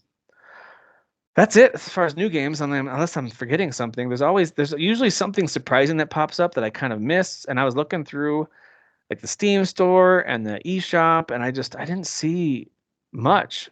So I welcome the quiet weeks. Yeah, I same. welcome the quiet weeks. Yeah, same here. I didn't see a whole lot of other notable games. Lots of little indie things, and I highlighted the indie ones that I thought were worth highlighting. So anyway.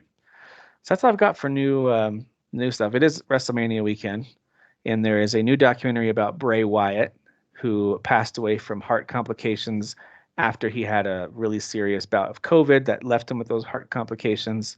He was only 38. So he, of course, was a super well-known, very popular wrestler who had created some really interesting characters.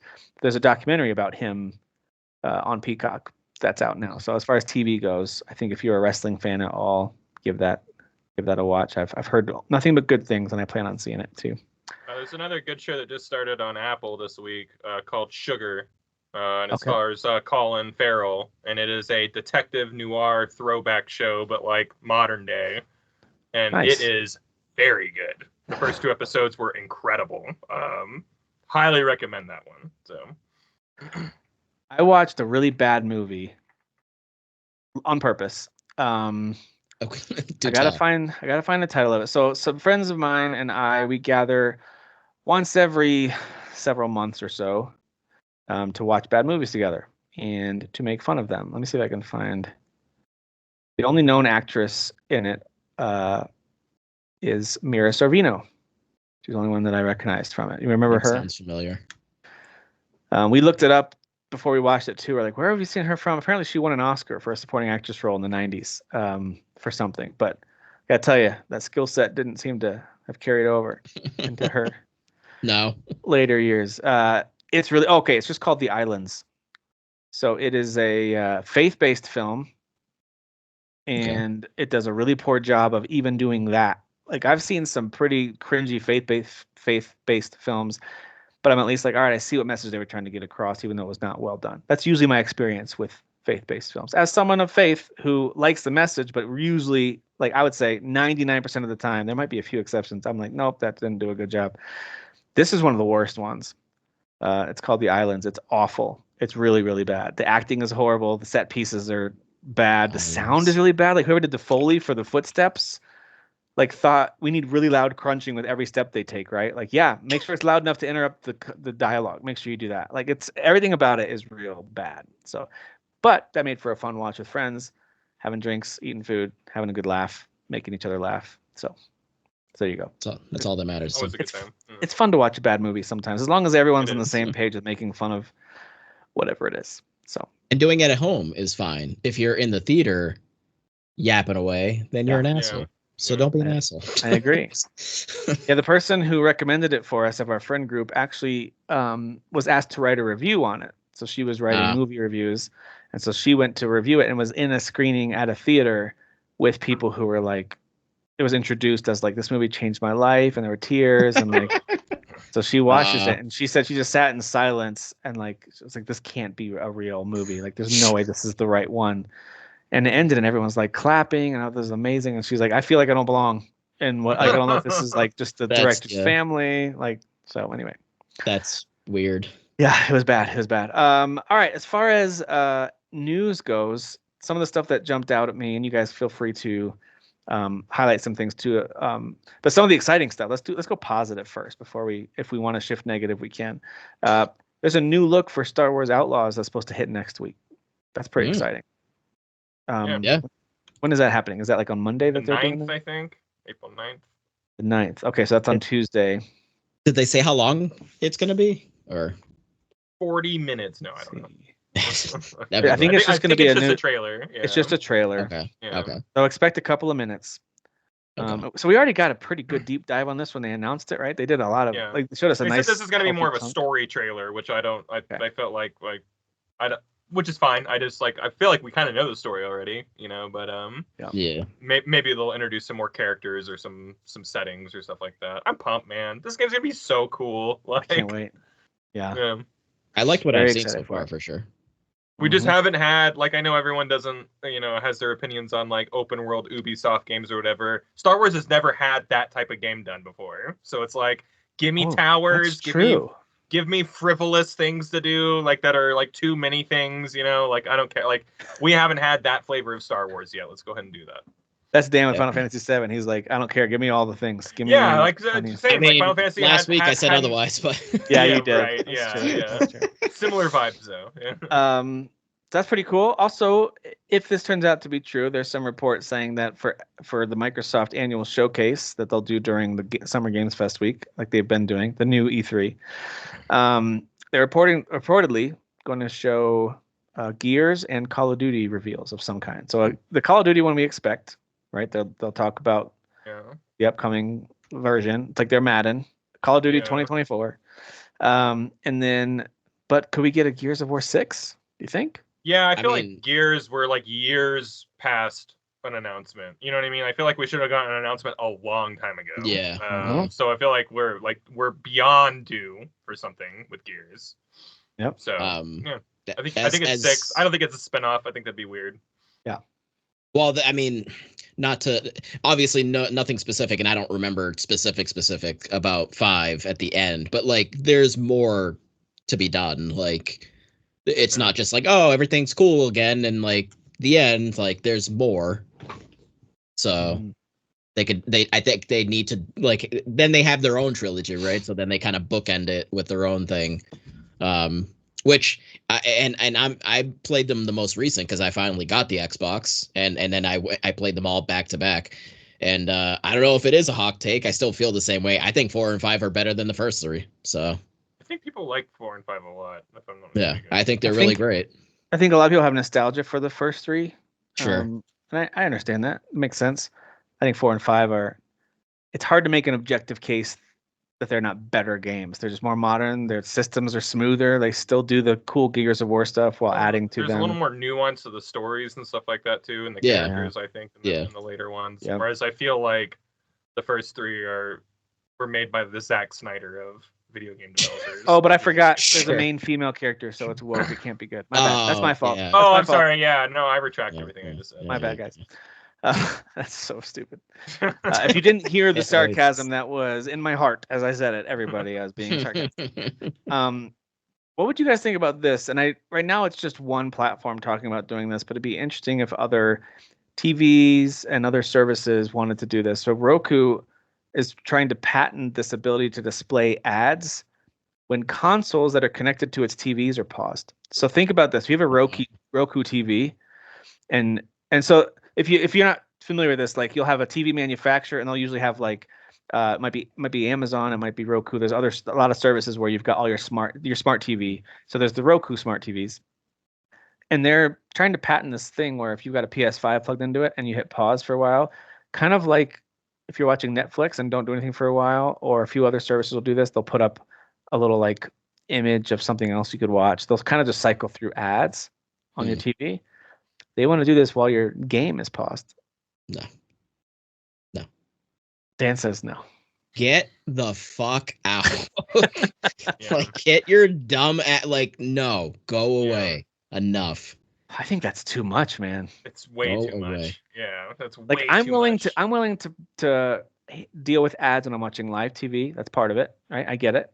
If I'm watching something for free, I'm also kind of like, all right, I get it. Like I'm watching. I'm not as like ads have to exist. I get, but this is like intrusive and like exactly. Really so like ways. if I'm watching like I'm watching Super Bowl, I know that whatever channel, whatever network is hosting it, like the way they make their money is advertising, because they get so many viewers, they get advertisers to pay incredible amounts. So I kind of understand advertising is part of that. Yeah. Even with YouTube, if I'm not paying for the premium service, it can be annoying. I get it. But also that's how YouTube and the people who make content make their money. So I understand these bits and pieces. I want to watch this thing. They put ads on here. I'm going to watch it. This is different. This is, you bought a console, you bought a game. It has nothing to do with Roku. Some exterior force interfaces to give you It has nothing to do with them. Like we happen to use their version of a smart TV. But because we use their version, which by the way, if they do this, I would actually have that as a red flag against the next TV I buy. Like it doesn't have Roku smart TV built into it, right?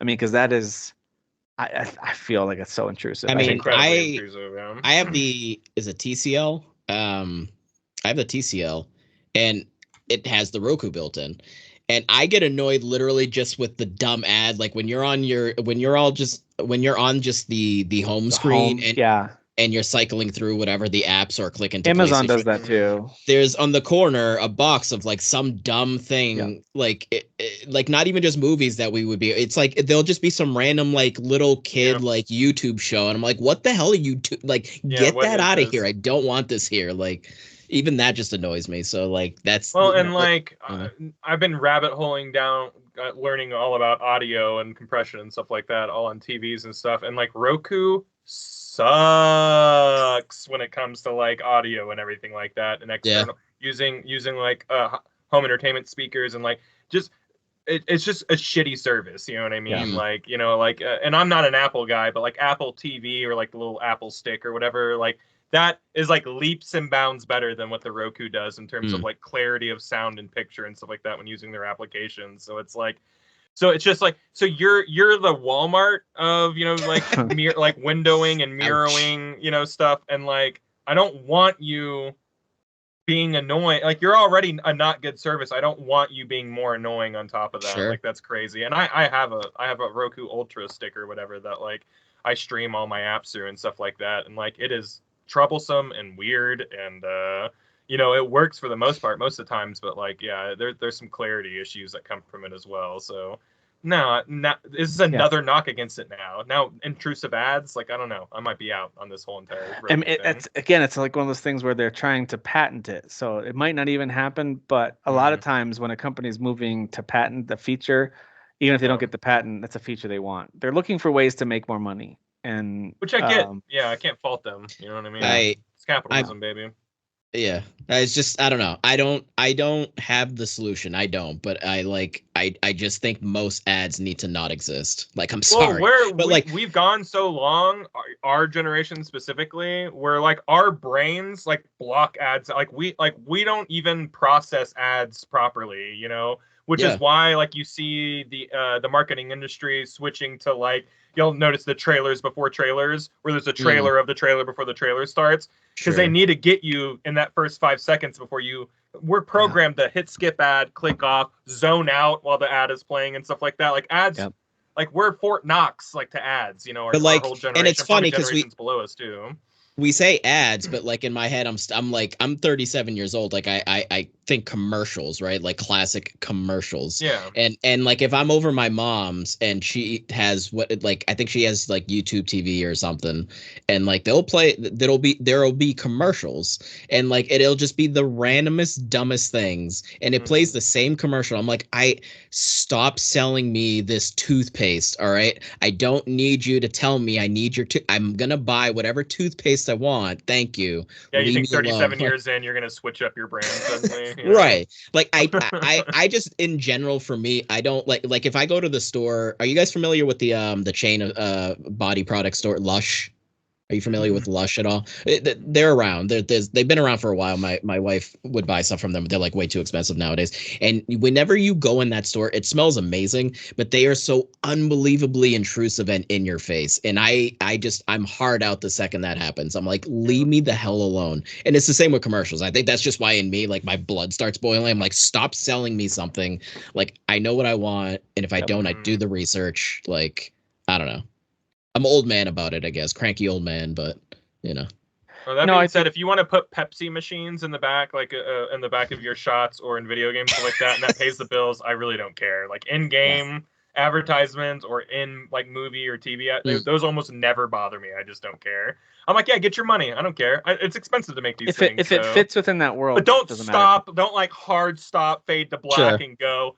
How do you bank with Wells Fargo or or whatever, and then fade back in or like that stuff? Like I hate those types of ads. What's in your wallet? You know what? You need to leave right now. Yeah, none of your business. None of your business. You'll never be in it.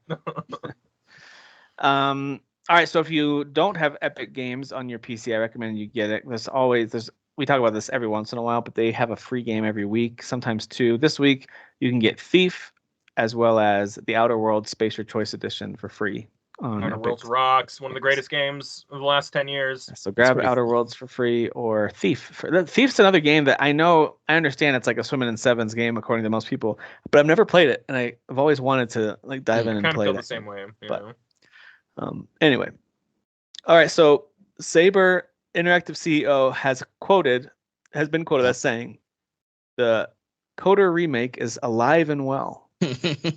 There's your Darth Malik right there. What is that? Does anyone believe that though? Like maybe nobody believes this. There is no way that this game is real. Yeah. Like there is absolutely no way this game is real. Like I just can't believe it. Like Kyle, he said it's real. He said you're taking what is maybe the most like popular video game ever. Like it's got to be up there. It's like considered the greatest by a lot of people. Mm-hmm. Yeah, like it's just and you're gonna remake it, but like it's gonna go through multiple like. No one would not treat this like the most important thing in the entire world, and the way that they're just like lackadaisically like just jumping to that like it doesn't make sense to me. So because it doesn't make sense to me, I just don't believe it. Like that's just the way that my brain works. I'm totally with you. Get rid of what you don't understand. Yep. All right, I think that's it for news headlines. Unless you guys know of something that happened this past week, I don't think so. I think that's pretty much. Oh, there was a whole bunch of stuff with. Was it Deck 9? Is that the name of the company? Oh, the Nazi symbol in the game. I actually didn't dig that far into that one, but it sounds pretty bad. Yeah, toxic workplace, Square, and I don't know if this is Square USA or Square. It's probably a Western. But Square published it, but this is about Deck 9. But Square was like protecting Deck 9 executives and not like replacing them and stuff like that, and firing employees that were victims instead of like the problematic like higher up people. And I forget if that was Square America or Square Japan or whatever, but like it's just a mess. The whole thing's a mess, Ooh. And it's just another like classic thing where, and I hate to be so like blasé about it, but like it's the story we've heard 1,000 times in the industry, sadly. So shitty people running good devs and running like good developers like into the ground and treating them like garbage and yada yada. So it is ironic to me when you see a company like Square who creates games like Final Fantasy VII, where one of the main villains throughout is this giant corporation, Shinra, that it has just corrupt leaders, and they're clearly destroying the lives of people, but it's fine because money.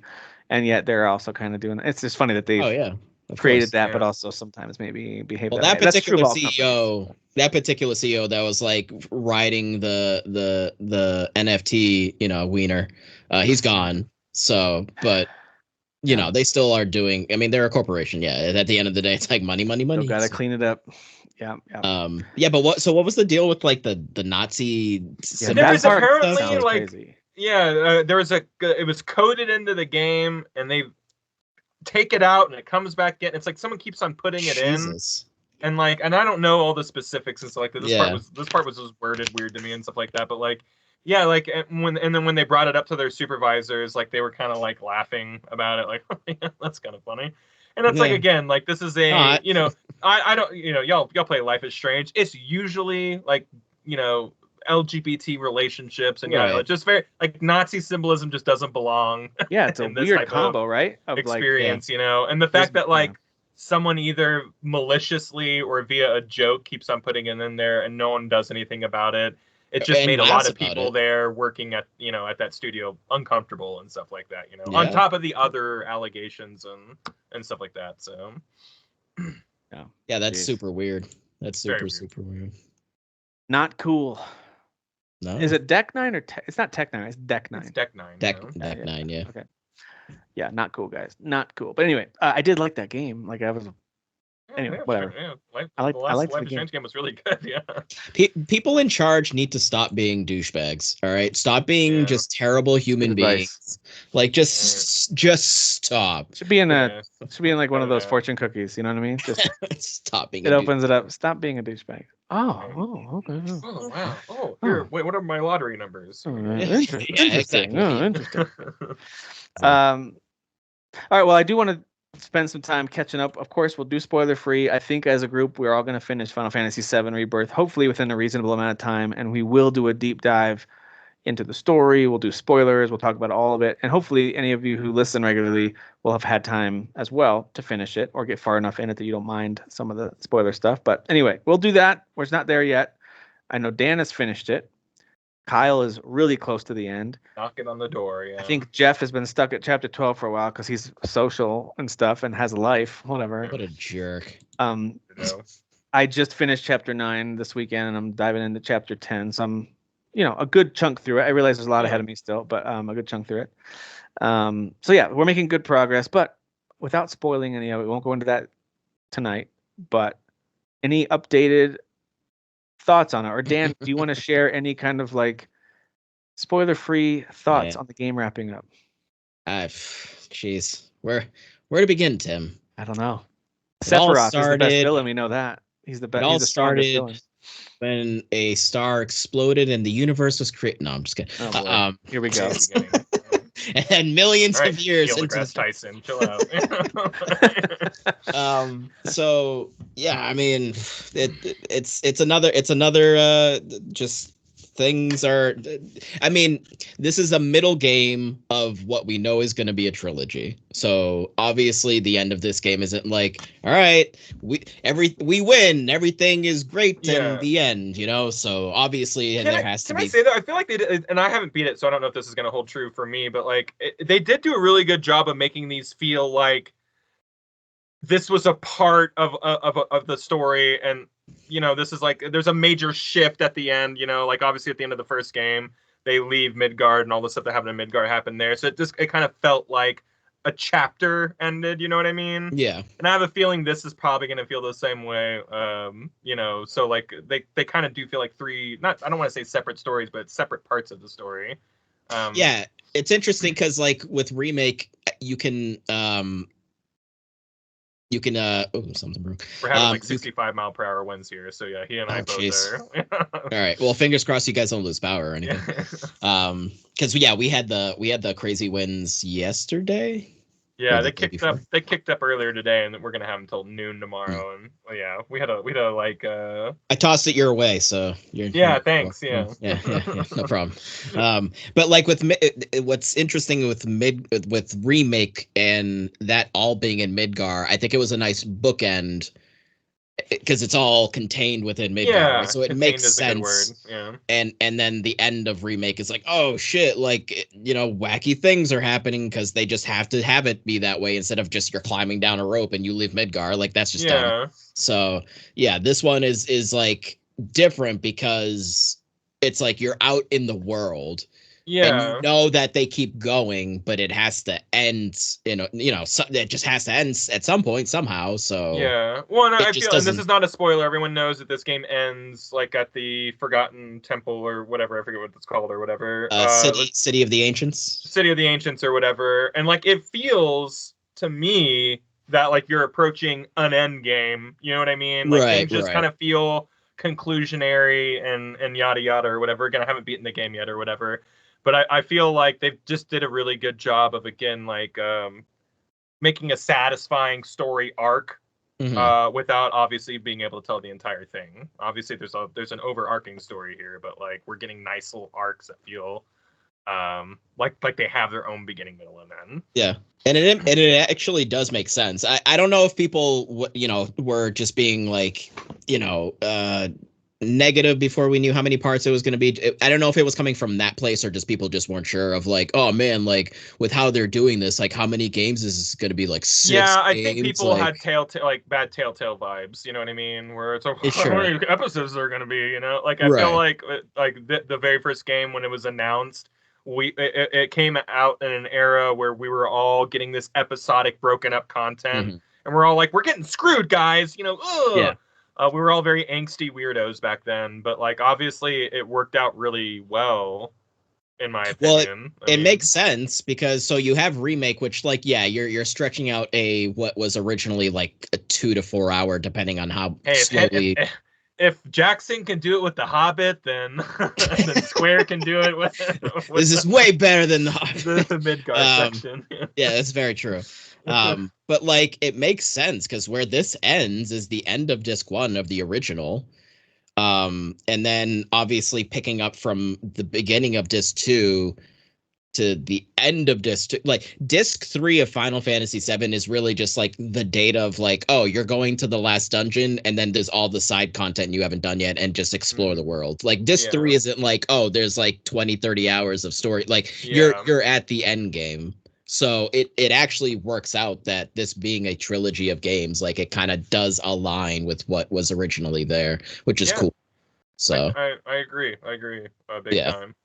I'm really enjoyed this like last part of the game, you know, from the point of no return and on. There's some really cool stuff going on. Some cool mechanics. Like there's some really cool like gravity mechanics that I don't want to really get into. I want everyone to experience that, but like cool stuff. Sweet Tooth in space. Sweet Tooth in space. Sweet Tooth. Space Tooth. I said it by accident. We missed that. Missed that. But yeah, what do you guys think is the best looking area in this game so far? Because the visuals really make you kind of pause many times. What area has captured you the most now that you've seen pretty much all of them? God, that's a good question. Like, what's the one that makes you the most go, oh, okay, this is something? That's a good question. Damn. So for me, so far, there's been a bunch that are good. I love the Gold Saucer. I love the opening area. Grasslands, of course, was a great kind of opening thing. But I think I like the what's the jungle one? The one I'm in. I just finished. Gaga. Super pretty. Gaga. Really dense. Great use of water and the way it goes from desert into jungle. Just that whole transition. All of that's very visually appealing. I do visually like Gongaga a lot. It can be like much like Grasslands where you're like, oh man, I'm clipping into a corner or something. Like there's a lot of up and down in Gongaga. So like traversing it is kind of like a lot.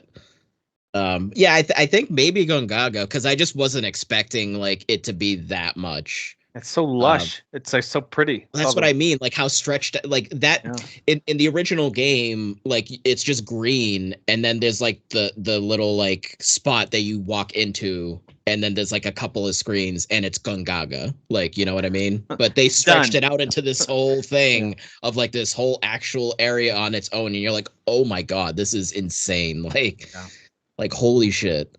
But yeah. I'm gonna go sucker and say Golden Saucer for me.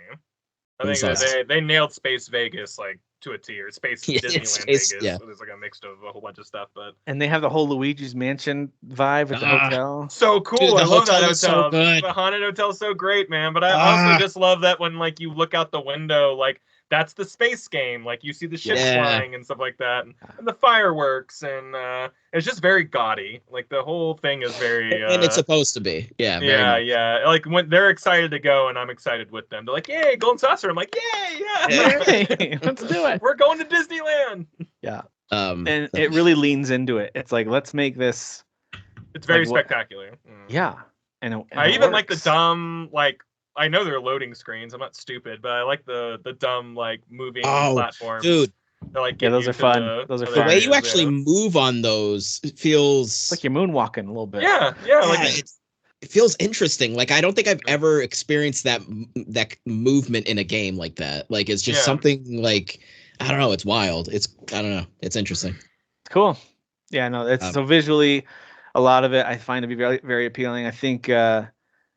There is a lot of side stuff to do. We've already kind of went over that. We won't talk about that game right now. Maybe in a spoiler cast we can revisit some of that, or especially with Game of the Year. But I'm finding a lot of the side stuff to be pretty fun. Like I like a lot of the side quests. I like especially the ones when you go on the quest list and have a little character face by it. Then you know you're gonna be partnered up with them, grow your relationship with them, have good dialogue. So I focus on those more than anything else. But it's almost like because the thing with 16, the complaint with 16 was that there are too many side quests and doing them is boring. I think doing a lot of the side quests here aren't boring, but there's a repetition to it that's just kind of like, again, that kind of like conflicts with wanting to do the main story. But like there's some side quests in there, like I'm not gonna be specific, but you're like, oh shit, if I just didn't do the side quest, I wouldn't have found out about that thing.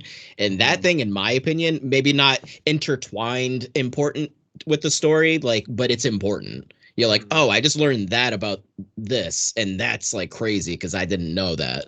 I think a lot of the quirky charm that is just all over this game, much more than the first game remake, and much more than the original game, in my opinion. There's just a lot of quirkiness and goofiness and stuff like that.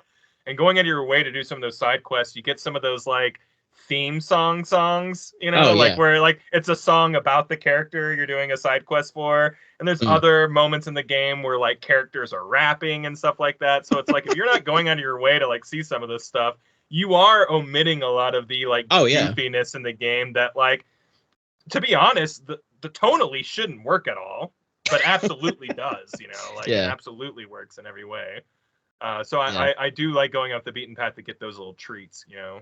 The story moments are great, don't get me wrong, and the character moments are great, but also just that like that goofiness is off the beaten path there. Yep. I still like Queen's Blood. I think it's a good card game. We already talked about how there's a lot of RNG to it with what cards you draw, but it's also like that's any card game you play. I was arguing with somebody, I forget who it was, but I was just like, it's your deck. And they're like, well, no, the game just sucks. You can build out a deck that almost sucks. Any draw is going to work. Yeah, your deck sucks, and you can actually, like, you can redraw all of your cards at the top of the round. So it's like, if you have no good card, like, you're making the deck. Like, if you don't have good cards coming up, it's because your deck sucks. You know what I mean? So, like, I hate to call it a skill issue, but like people who are not good at this game, it's a skill issue. There's only 15 cards in the deck, so if you draw 10 and none of them will work for you to start with, you need to make a new deck. It's a bad deck. Like, and you guys saw how much I was struggling with this game. So like, it is a skill issue, and you can learn it. Like I'm the biggest idiot I know, and I figured it out. So like, it is possible, you know. Like, it took a lot of failed attempts and just a lot of like trying to understand it, like going out of my way to figure it out. And now I have a deck that, like, again, like I'll redraw all my cards if I don't have something in that first 5 round. I know in that next 5 I'm gonna have something that's gonna be a good starter, you know. So so I like Queen's Blood. You know, some of the other mini games that have been brought up a lot by other folks, I think we can talk about those more in depth with the spoiler stuff, but generally speaking, I think some hit and I enjoyed, and I would like, I'll do another round of that. That was fun.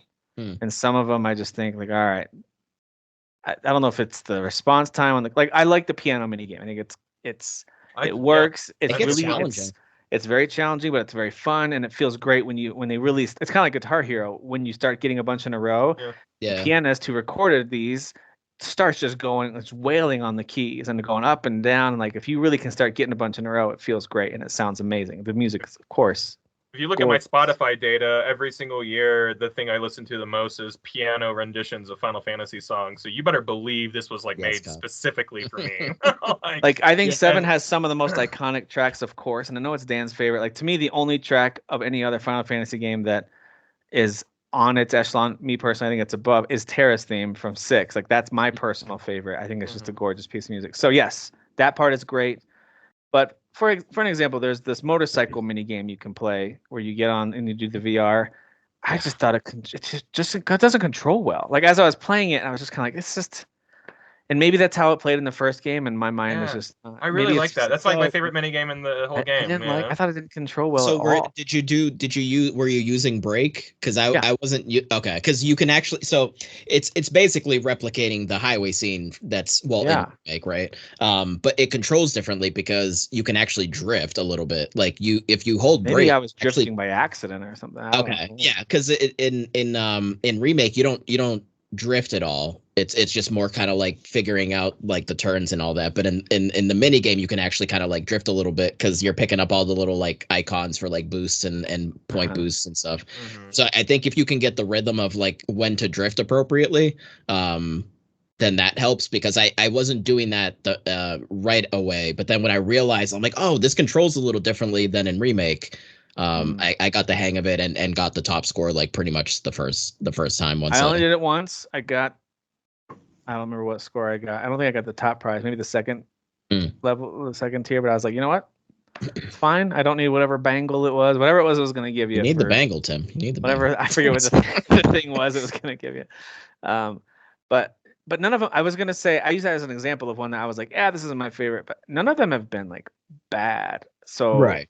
I heard a lot of complaints about too many mini games, and I actually kind of like, to me, the gold saucer thing. I was almost like, what other mini games are there? I kind of wanted to try as many as I could. So to me, that wasn't a detriment to it, even if I didn't like all of them as much as some of my favorites. But I think it's more the copy paste ones that are in each region is kind of like, all right, I'm doing the same. Like, so for example, the summon, right? You're looking for like the glowy stones that brings you to the cave to do that. Oh, like you've got to hit the those little are so timing quick though. I things. don't mind at all. Yeah, no, right. I didn't even think of that as an example. Yeah. I'm just using it as an example, but like also like one little minor gripe. I think I kind of don't love the summons being tied to like the VR thing. I like the lore of it. Like, for example, in the Grasslands, when Chadley's telling you about Titan and, how he's connected to this land and that's why it's so jaggedy and stuff. Like, I like that a lot, but I kind of feel like it just feels very detached from the world. I've been like getting into Pokemon because that's what it is. They're digital monsters. That's all it is. Yeah. And I do think it's like, from a lore perspective, is stupid. Like they couldn't figure out a way to organically get it in, That's what I'm saying. Yeah. Like I think what would have been cool, instead of having there be multiple caves, because you're finding multiple caves to lower the difficulty to obtain the summon, is just have one cave that's like a little mini dungeon that's maybe 10-15 minutes long and you're doing some cool stuff in there, and then you get to the end and you fight the summon, and then if you win you get the materia. I think that would have been cooler. And because like you can't really manufacture materia in like, I forget what the lore is behind materia or whatever, but how is Chadley able to create god materia? And like what a so the whole thing with materia is, Kyle, he just needs intel. Then why isn't Shinra doing it? If it's so easy. Shinra can create materia. That's what Scarlet's doing, right? Scarlet's over there in her why are they not creating god materia then with summons? Why is some dumb kid in the I guess they don't have the means to. Yeah, he's just super smart. They don't have Chadley on their side. Yeah, they don't got Chadley. So they didn't think this one through. Also with materia, one thing that I think is kind of a bummer, maybe they'll do it in 3. I don't know why suddenly in 3 you'd be able to do it, is in OG7, when you master a materia, it basically gives birth to another of that materia, and you could just in turn infinitely keep mastering materias. In this game you don't. You just master it and that's it. It doesn't give birth to another one, you know what I mean? And I think that's kind of a bummer, because I liked having like the ability to be like, if I really want to put in the time to get like a bunch of all materias in the original, then you can do that and just have it keep birthing another one and then mastering that one and so on and so forth. They don't have all materia in this game. They have magnify, which takes the place of all. But you can't master magnify and then it gives you a second free magnify. There's a limited number of magnifies in the whole game. So yeah, which like lets you target more than one enemy with a single spell, or ally for heal too. Does it work that way too? Yep. Within a certain but you can level up the magnify and it stretches out the. I'll tell you where magnify works great. I actually just had this where I had Aerith cast fire on a soldier, and all the soldiers were weak to fire, and it just hits all of them. That they were clumped together at once, and they're boom, all pressured at once. And so then I just jumped in there with Yuffie. It was it was like a little girl section. You had to use the all girls. So Yuffie just jumps in and starts hitting everybody, and they all get staggered. That was really satisfying to see that kind of come together so well. I liked that a lot. With the lore, with the summons, that is one of the things that I don't think 7 should have copied this. Like I don't have a problem with the way they do, if they include summons as a major part of the lore or not, which in my opinion they don't. Like, they're not really a major part of the lore in the original game or in this one. They're there, but they're not they're there as a storytelling. Like of 16, of course, they are the central piece of 10, but for me, 6 with the espers that you're capturing, like they have like characters, they talk to you, like, and they're being captured and like manipulated and exploited and like having their powers drained. So as you get an esper, it has like an added weight to it. There's something about the summons in 7 then I'm like, well, maybe they didn't want to do this, but they had an opportunity, in my opinion, and I understand they used these things for other storytelling elements, but you've got these weapons, these creatures that come out of the earth to protect it. Why couldn't the summons each have been different weapons that come up, and call them that, or call them whatever? I don't care. Yeah, you already created like beasts that like protect the world, which is like what summons kind of do. Like you already had it. There's already a story. The first time you see one come out of the the Mako water or whatever, and it kind of lands. What if that had been, I don't know, Bahamut or something? Leviathan or I guess something. I guess they serve a different purpose in the lore overall. No, I understand that they do. No, I I definitely get what Tim is saying. Where like, and it would have given that's an like easy in. It would have given a great like 16 did. 16 built like took the summons and made them an integral part of the lore of that world, and it made sense. I always thought with 7, and now I'm seeing it play out here. Like, oh, that could have been kind of cool. It doesn't bother me. It's just more no. In 7, they're a mechanic, not a story. You know what I mean?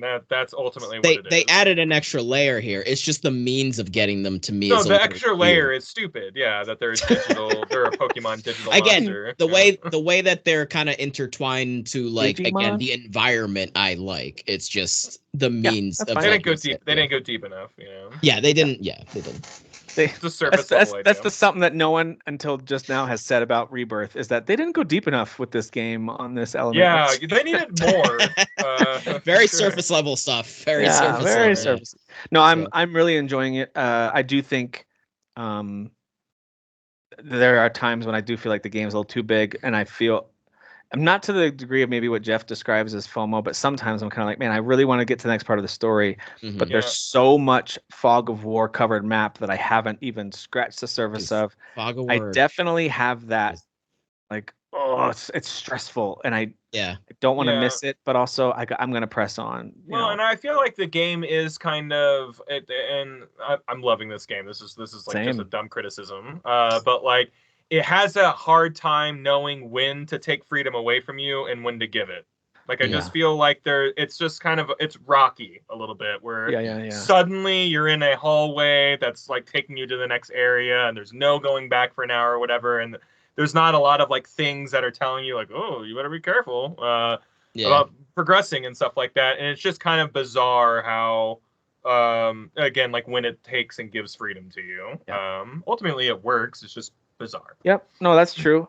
Whenever they take freedom from you, I'm always like, all right, I'm kind of locked into the story element for them. And I am excited for that, but sometimes it's like 20 hours before I'm getting back to this. You know what I mean? Like, it's like, all right, now that I've done everything on this beach, I guess I better go, push forward or whatever. Yeah, after that dumb beach is a giant open world, so like it's even longer before I'm getting to like a story moment, So you have to really choose like when you're like, I'm just gonna go to the main story now. I feel like I've done so much here. I just need to get to that next story morsel, That's kind of what I did at the beach. Like I left a lot of that untouched. I did it for a little while, and then I was like, man, I feel like between all the vacation-y activities, which were fun, I really enjoyed that a lot. And they have you do like a date where you're going to like hunt seashells on the beach. Like I was doing all these extra things, and I was like, I gotta get to the next thing. Yeah. I can't play Rocket League with Red 13 again. I have to move on. all the moaning guys in black robes who were down on the beach for no reason. They were hanging out. Real vibe killers, these guys, right? I know. The people trying to like basically attack them, like, Jesus, guys, settle down. Like, it was definitely an overreaction. So, a little bit. It's just some homeless guys on the beach. Leave them alone. Anyways, no, I'm absolutely having a blast with it, and just kind of. Now that I've accepted the fact that, hey, this game is going to have, and kind of like old school RPGs did, difficulty spikes. Out of nowhere, there'll be a boss that's like, holy crap. And the party they might force you to use, or in some cases, the individual character that you have to use, it's like, I'm going to have to make this work. And I wasn't ready for this. And this difficulty spike comes out of nowhere, but that's okay. There was a fight where it's like, hey, if you don't make this guy stumble, you just fail and you can't progress forward. And like, I was like, oh, okay, I better. I can't just swing my sword. I'm gonna have to like. That's a difficulty spike. I'm gonna have to lean forward and actually think about what I'm doing here. Yeah, and it's. I mean, can come out of nowhere. Plenty of games do this, and it's not like they shouldn't. I'm not saying Final Fantasy VII Rebirth shouldn't have done this, but it's certainly kind of, to me, it can feel like it can hiccup your progress a bit. So now I'm not ready for a big fight because you haven't like give me the stepping stone. Like I've been fighting these dumb mobs that I can just swing my sword at for like the last like 5 hours, and then suddenly I'm fighting this boss who's like, yeah, man, if you're not like dodging and you're not like blocking, I haven't blocked in like an hour and a half of exploring. And I haven't forgot blocking abilities. And now all of a sudden I have to not only block, but I have to do it perfectly timed, because if I don't block this one, I try to do that. as much as I can, because like there's some side there's some Chadley stuff later on, like once you do all of his main stuff, that like Never gonna do it is brutal. It is so it fills me with a burning, like to the point where right now I've kind of like I'm like, okay, I'm good. I'm finally starting Dragon's Dogma. Like I'm starting I'm good but right that now. content's there for those who really love Yes. it and they want to lean into the combat. And I want to get the dig in platinum. Like I deeper. really do. I want to at some More point. power to you. Yeah. But I like I said, I've just kind of there comes a point. This is true of like whether it's a Souls game or a walking simulator or anything in between, an RPG where you have to go grind because you're just too under level. That's just the reality. I'm too under level. I have to go grind. Like there's elements of every game where it's like, oh, that's what this is. Like they want. And in this game, I feel like if you're gonna play on normal mode, they're gonna expect a little more of you as a gamer. They don't want you just to be able to coast through and do the same thing you've done in every fight on normal mode. You gotta tinker with your materia and find better layout. Yeah. And then when they throw where it's like, hey, you have use to this use party character right now, and I'm like, well, I don't have any gear that I. And I'm like, I've never used Kate Sith. I don't know what I'm doing. This part needs to end. It needs to end immediately. Yeah, sure. So there is some of that too, where it's like, I don't use this character. Stop forcing me to use. I don't even know how to build this character. You know, I'm not gonna. It's weird. It's very weird. Hated that. Thankfully, there's never been a time where they've made you switch where I couldn't pretty easily get the materia back from characters who I normally would use and have all the good stuff. I've been able to kind of like just shift everything over, and it's a little bit cumbersome just to do it, like go into each little dot, move it over. But like I'm able to set it up, and then usually, generally speaking, have success. I think the best thing, although in the moment it feels like a lot, it is better to try to maybe buy some extra materia and just fill up everybody's stuff the best. I never have enough money. No? Are you doing the Chadley stuff? Because you get free materia from his challenges. Yeah, I'm with him. Like, I feel like there's not enough money to go around. I haven't gone back to it in a while, but I did like 12 of them or something. I did a bunch. Okay. Yeah.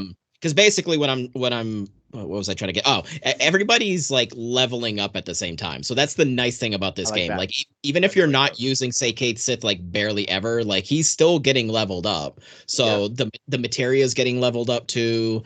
His leveling. So like whenever you get to a part where you're like, oh, now I'm stuck using, like as long as like you've at least thought about ahead of time, like give them some decent materia and it's been leveling up, then when you get there, it's not as difficult. I do like that. Yeah, I can swap out like a 3-star fire, so I can do all the fire spells or whatever the thing is, right? Like I can. So I do like that.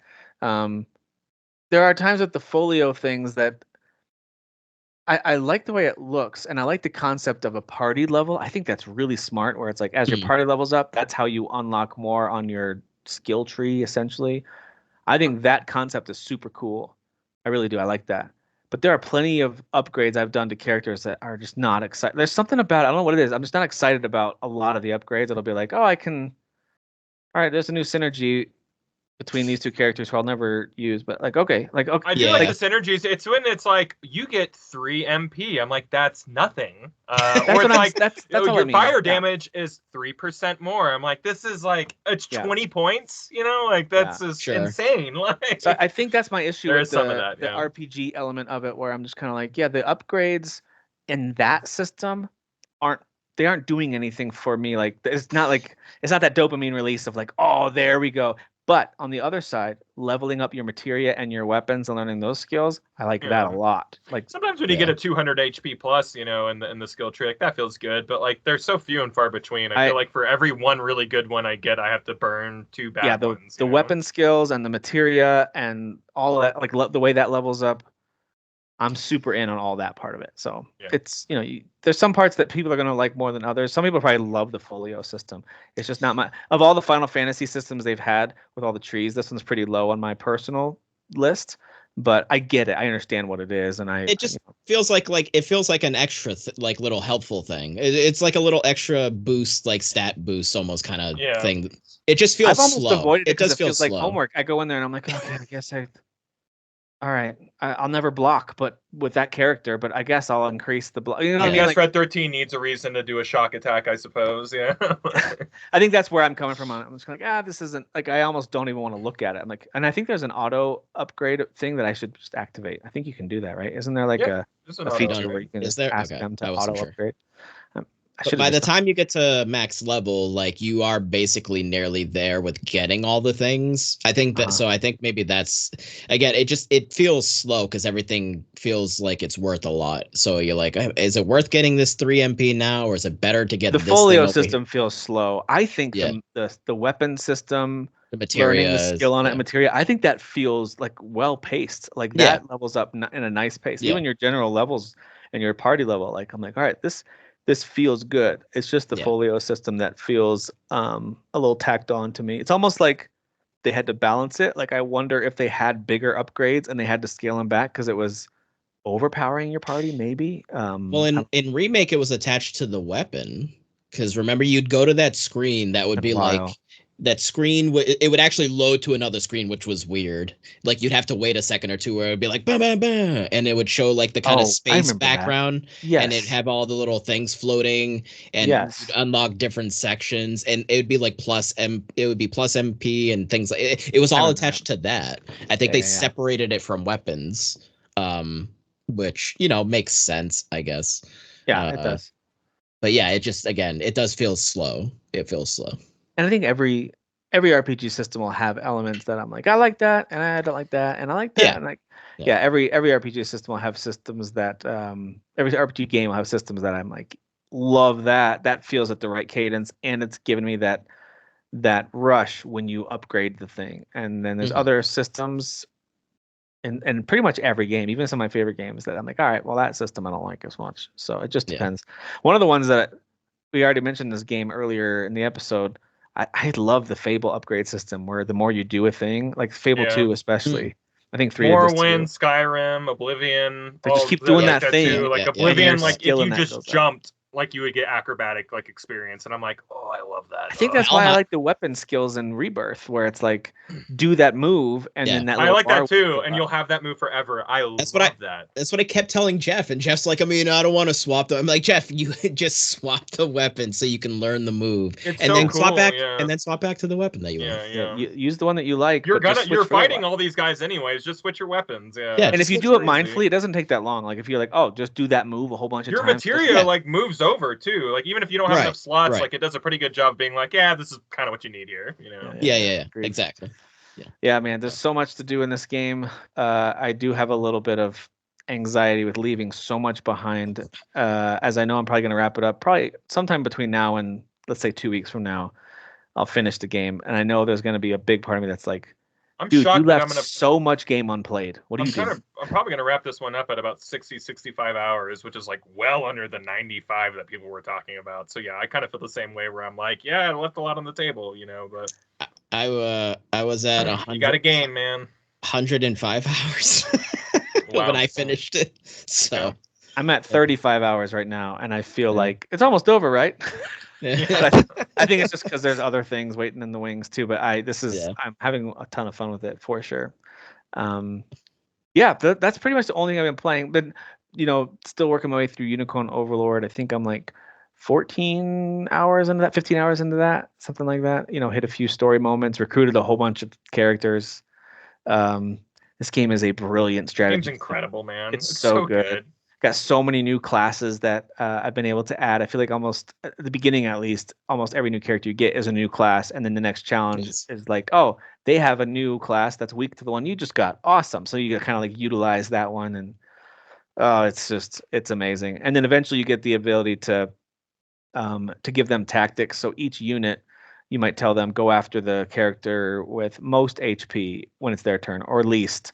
Or heal when they drop below. Very Gambit system, Final Fantasy XII. Gambit system is what it reminds me of. Very, very much so. Yeah. Yeah, it's like, hey, this cause happens and the effect is this. Dude, yes. Very cool. Yeah, but you can do that for every character that's in every unit of your whole army, and you're moving all these different units around, and it's great. There's even one moment where I was really playing carelessly and moved all my units too far ahead, and then they had a little ninja guy who was going right for my base, and I was like, I'm going to lose one of these early battles like an idiot.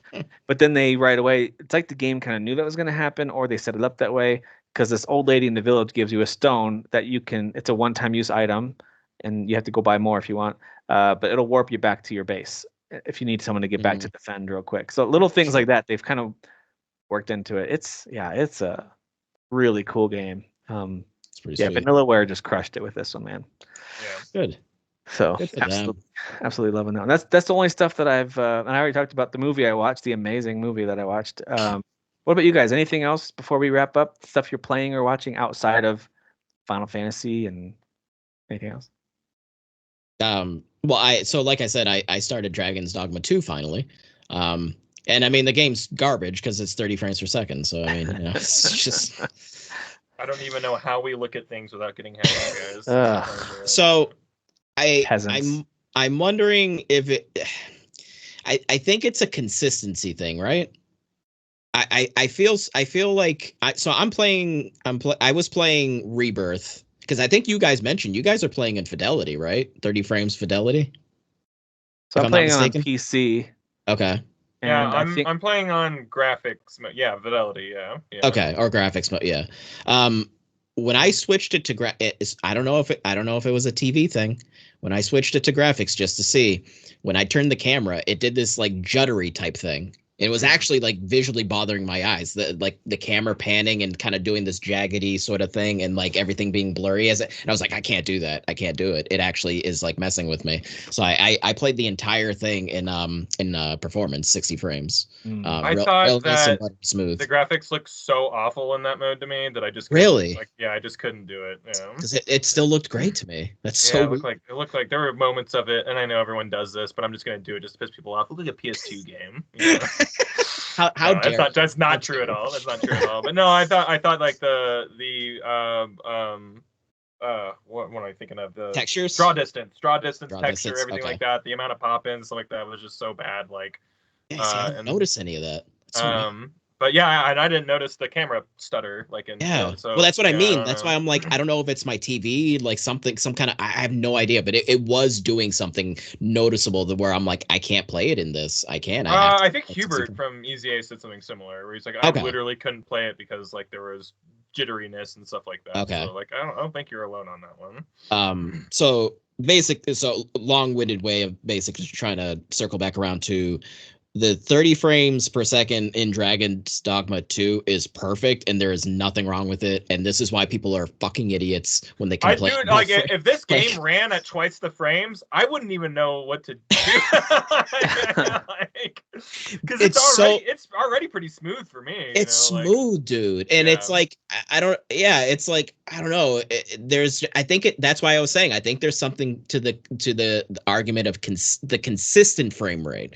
I wonder if when people I don't notice it till it slows. Yeah, I think when people are like, oh, the 30 it's like maybe there was a moment where it kind of dipped for a second and people are just so antsy to be negative about something that it's like, oh, this is garbage because of 30 frames. And it's like, no, it's probably because of maybe some inconsistencies, because this game is buttery smooth. It's just the way that it animates feels like almost like more weighty to it, right? It feels realistic. The way the characters jump and animate, it just there's like a weight to it. There's some Monster Hunter classic Capcom weightiness to this game and this which I like. I mean, I like that weightiness. I like it. Yeah, purposeful, it just looks awesome. Weight. Yeah, it looks awesome. It feels real, like it looks realistic the way you're jumping around and climbing things.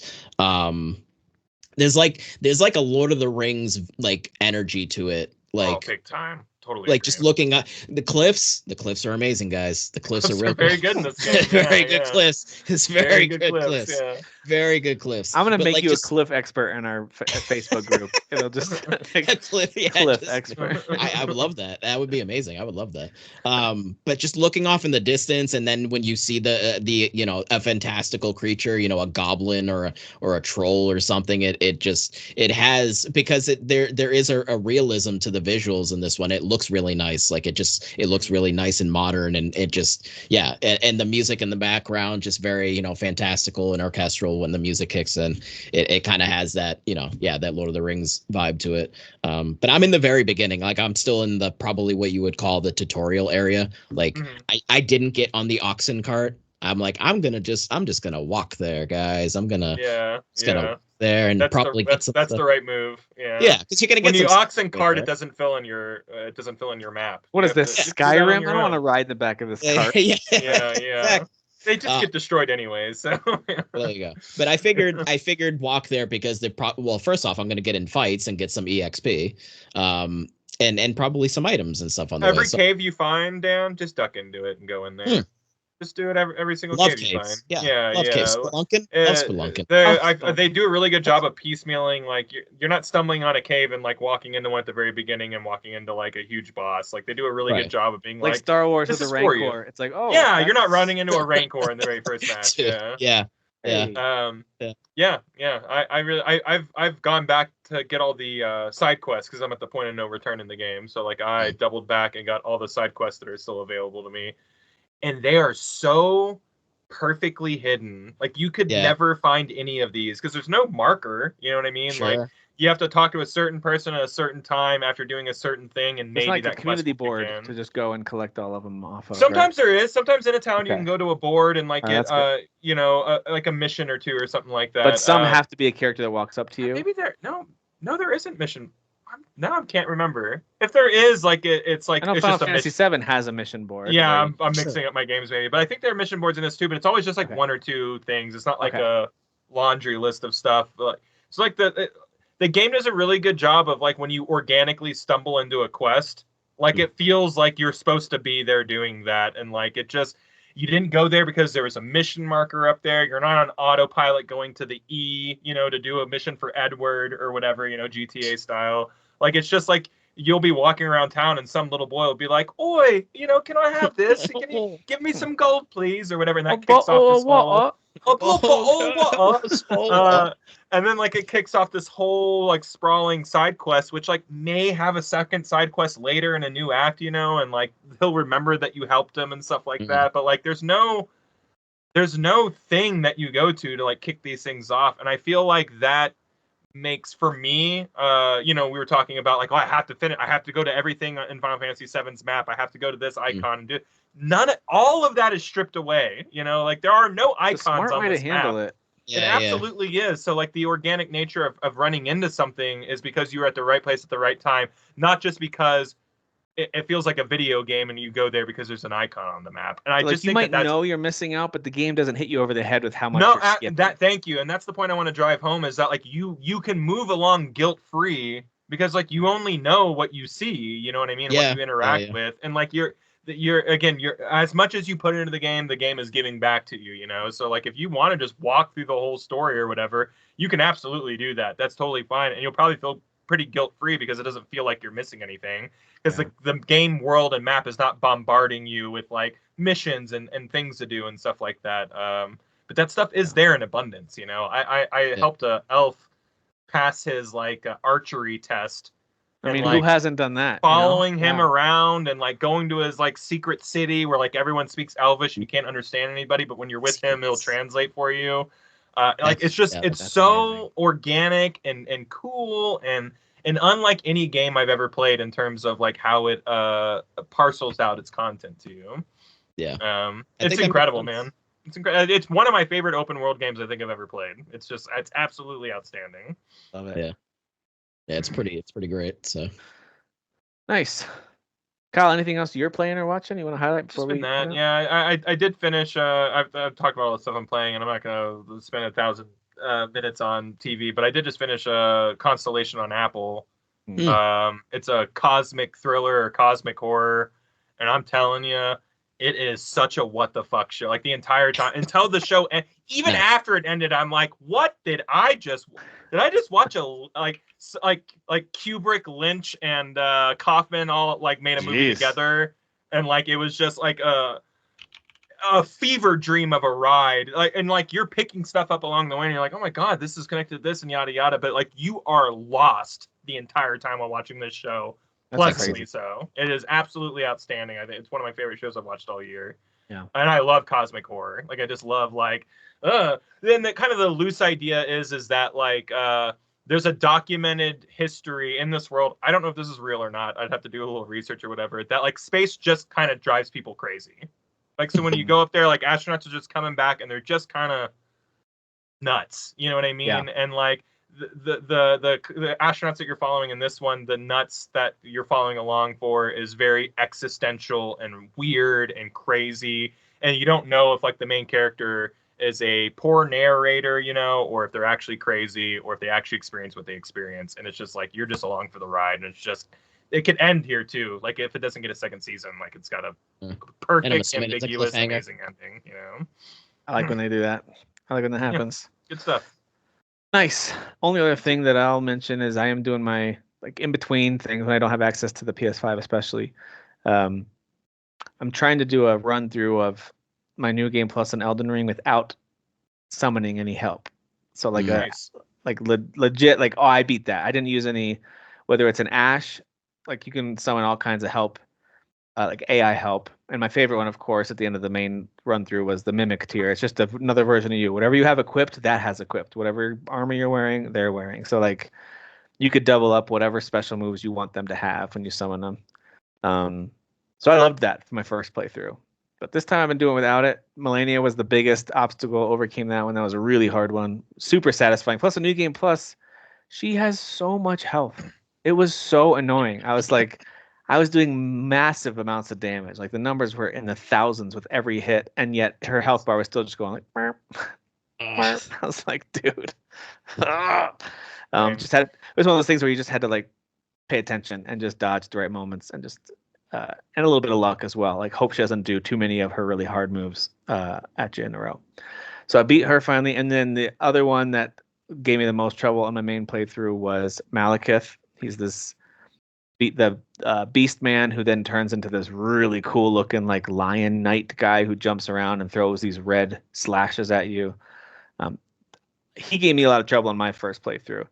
So I finally just beat him solo in New Game Plus 2, which was really Nice. awesome. Very, very satisfying to beat that guy. But some people have said he's one of the easiest bosses, and I'm like, well, that's different for everybody. I've found him to be pretty tough. It is, yeah. In Bloodborne, everyone talks about that guy in the graveyard is like he's Dude, one of the hardest bosses try. in the game. I go, man, I creamed that guy Gaston so or hard. Like, whatever? he might have been the easiest boss I've ever fought in any From Souls game. And if you think that's easy, I don't know how you don't beat all these games. I'm like, don't.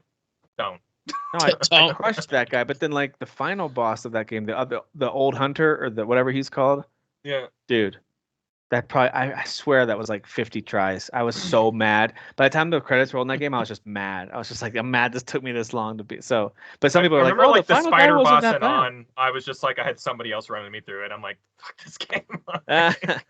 Bloodborne's awesome. I love Bloodborne, but yeah, I the spider boss is the one I hit like a wall on. Where I'm like, boss, yeah. so people are beating this game. You know what I'm talking about? The spider, like Yeah, with all the little do. critters and Did not like the spider. And I've heard in the DLC, the Hunters, whatever, maybe that's Old Hunters DLC, whatever it was called. There's a boss there, the Orphan, and I haven't played it, but I've heard that the Orphan is like the most ridiculous boss fight that From's ever created, but according to some people. Yeah.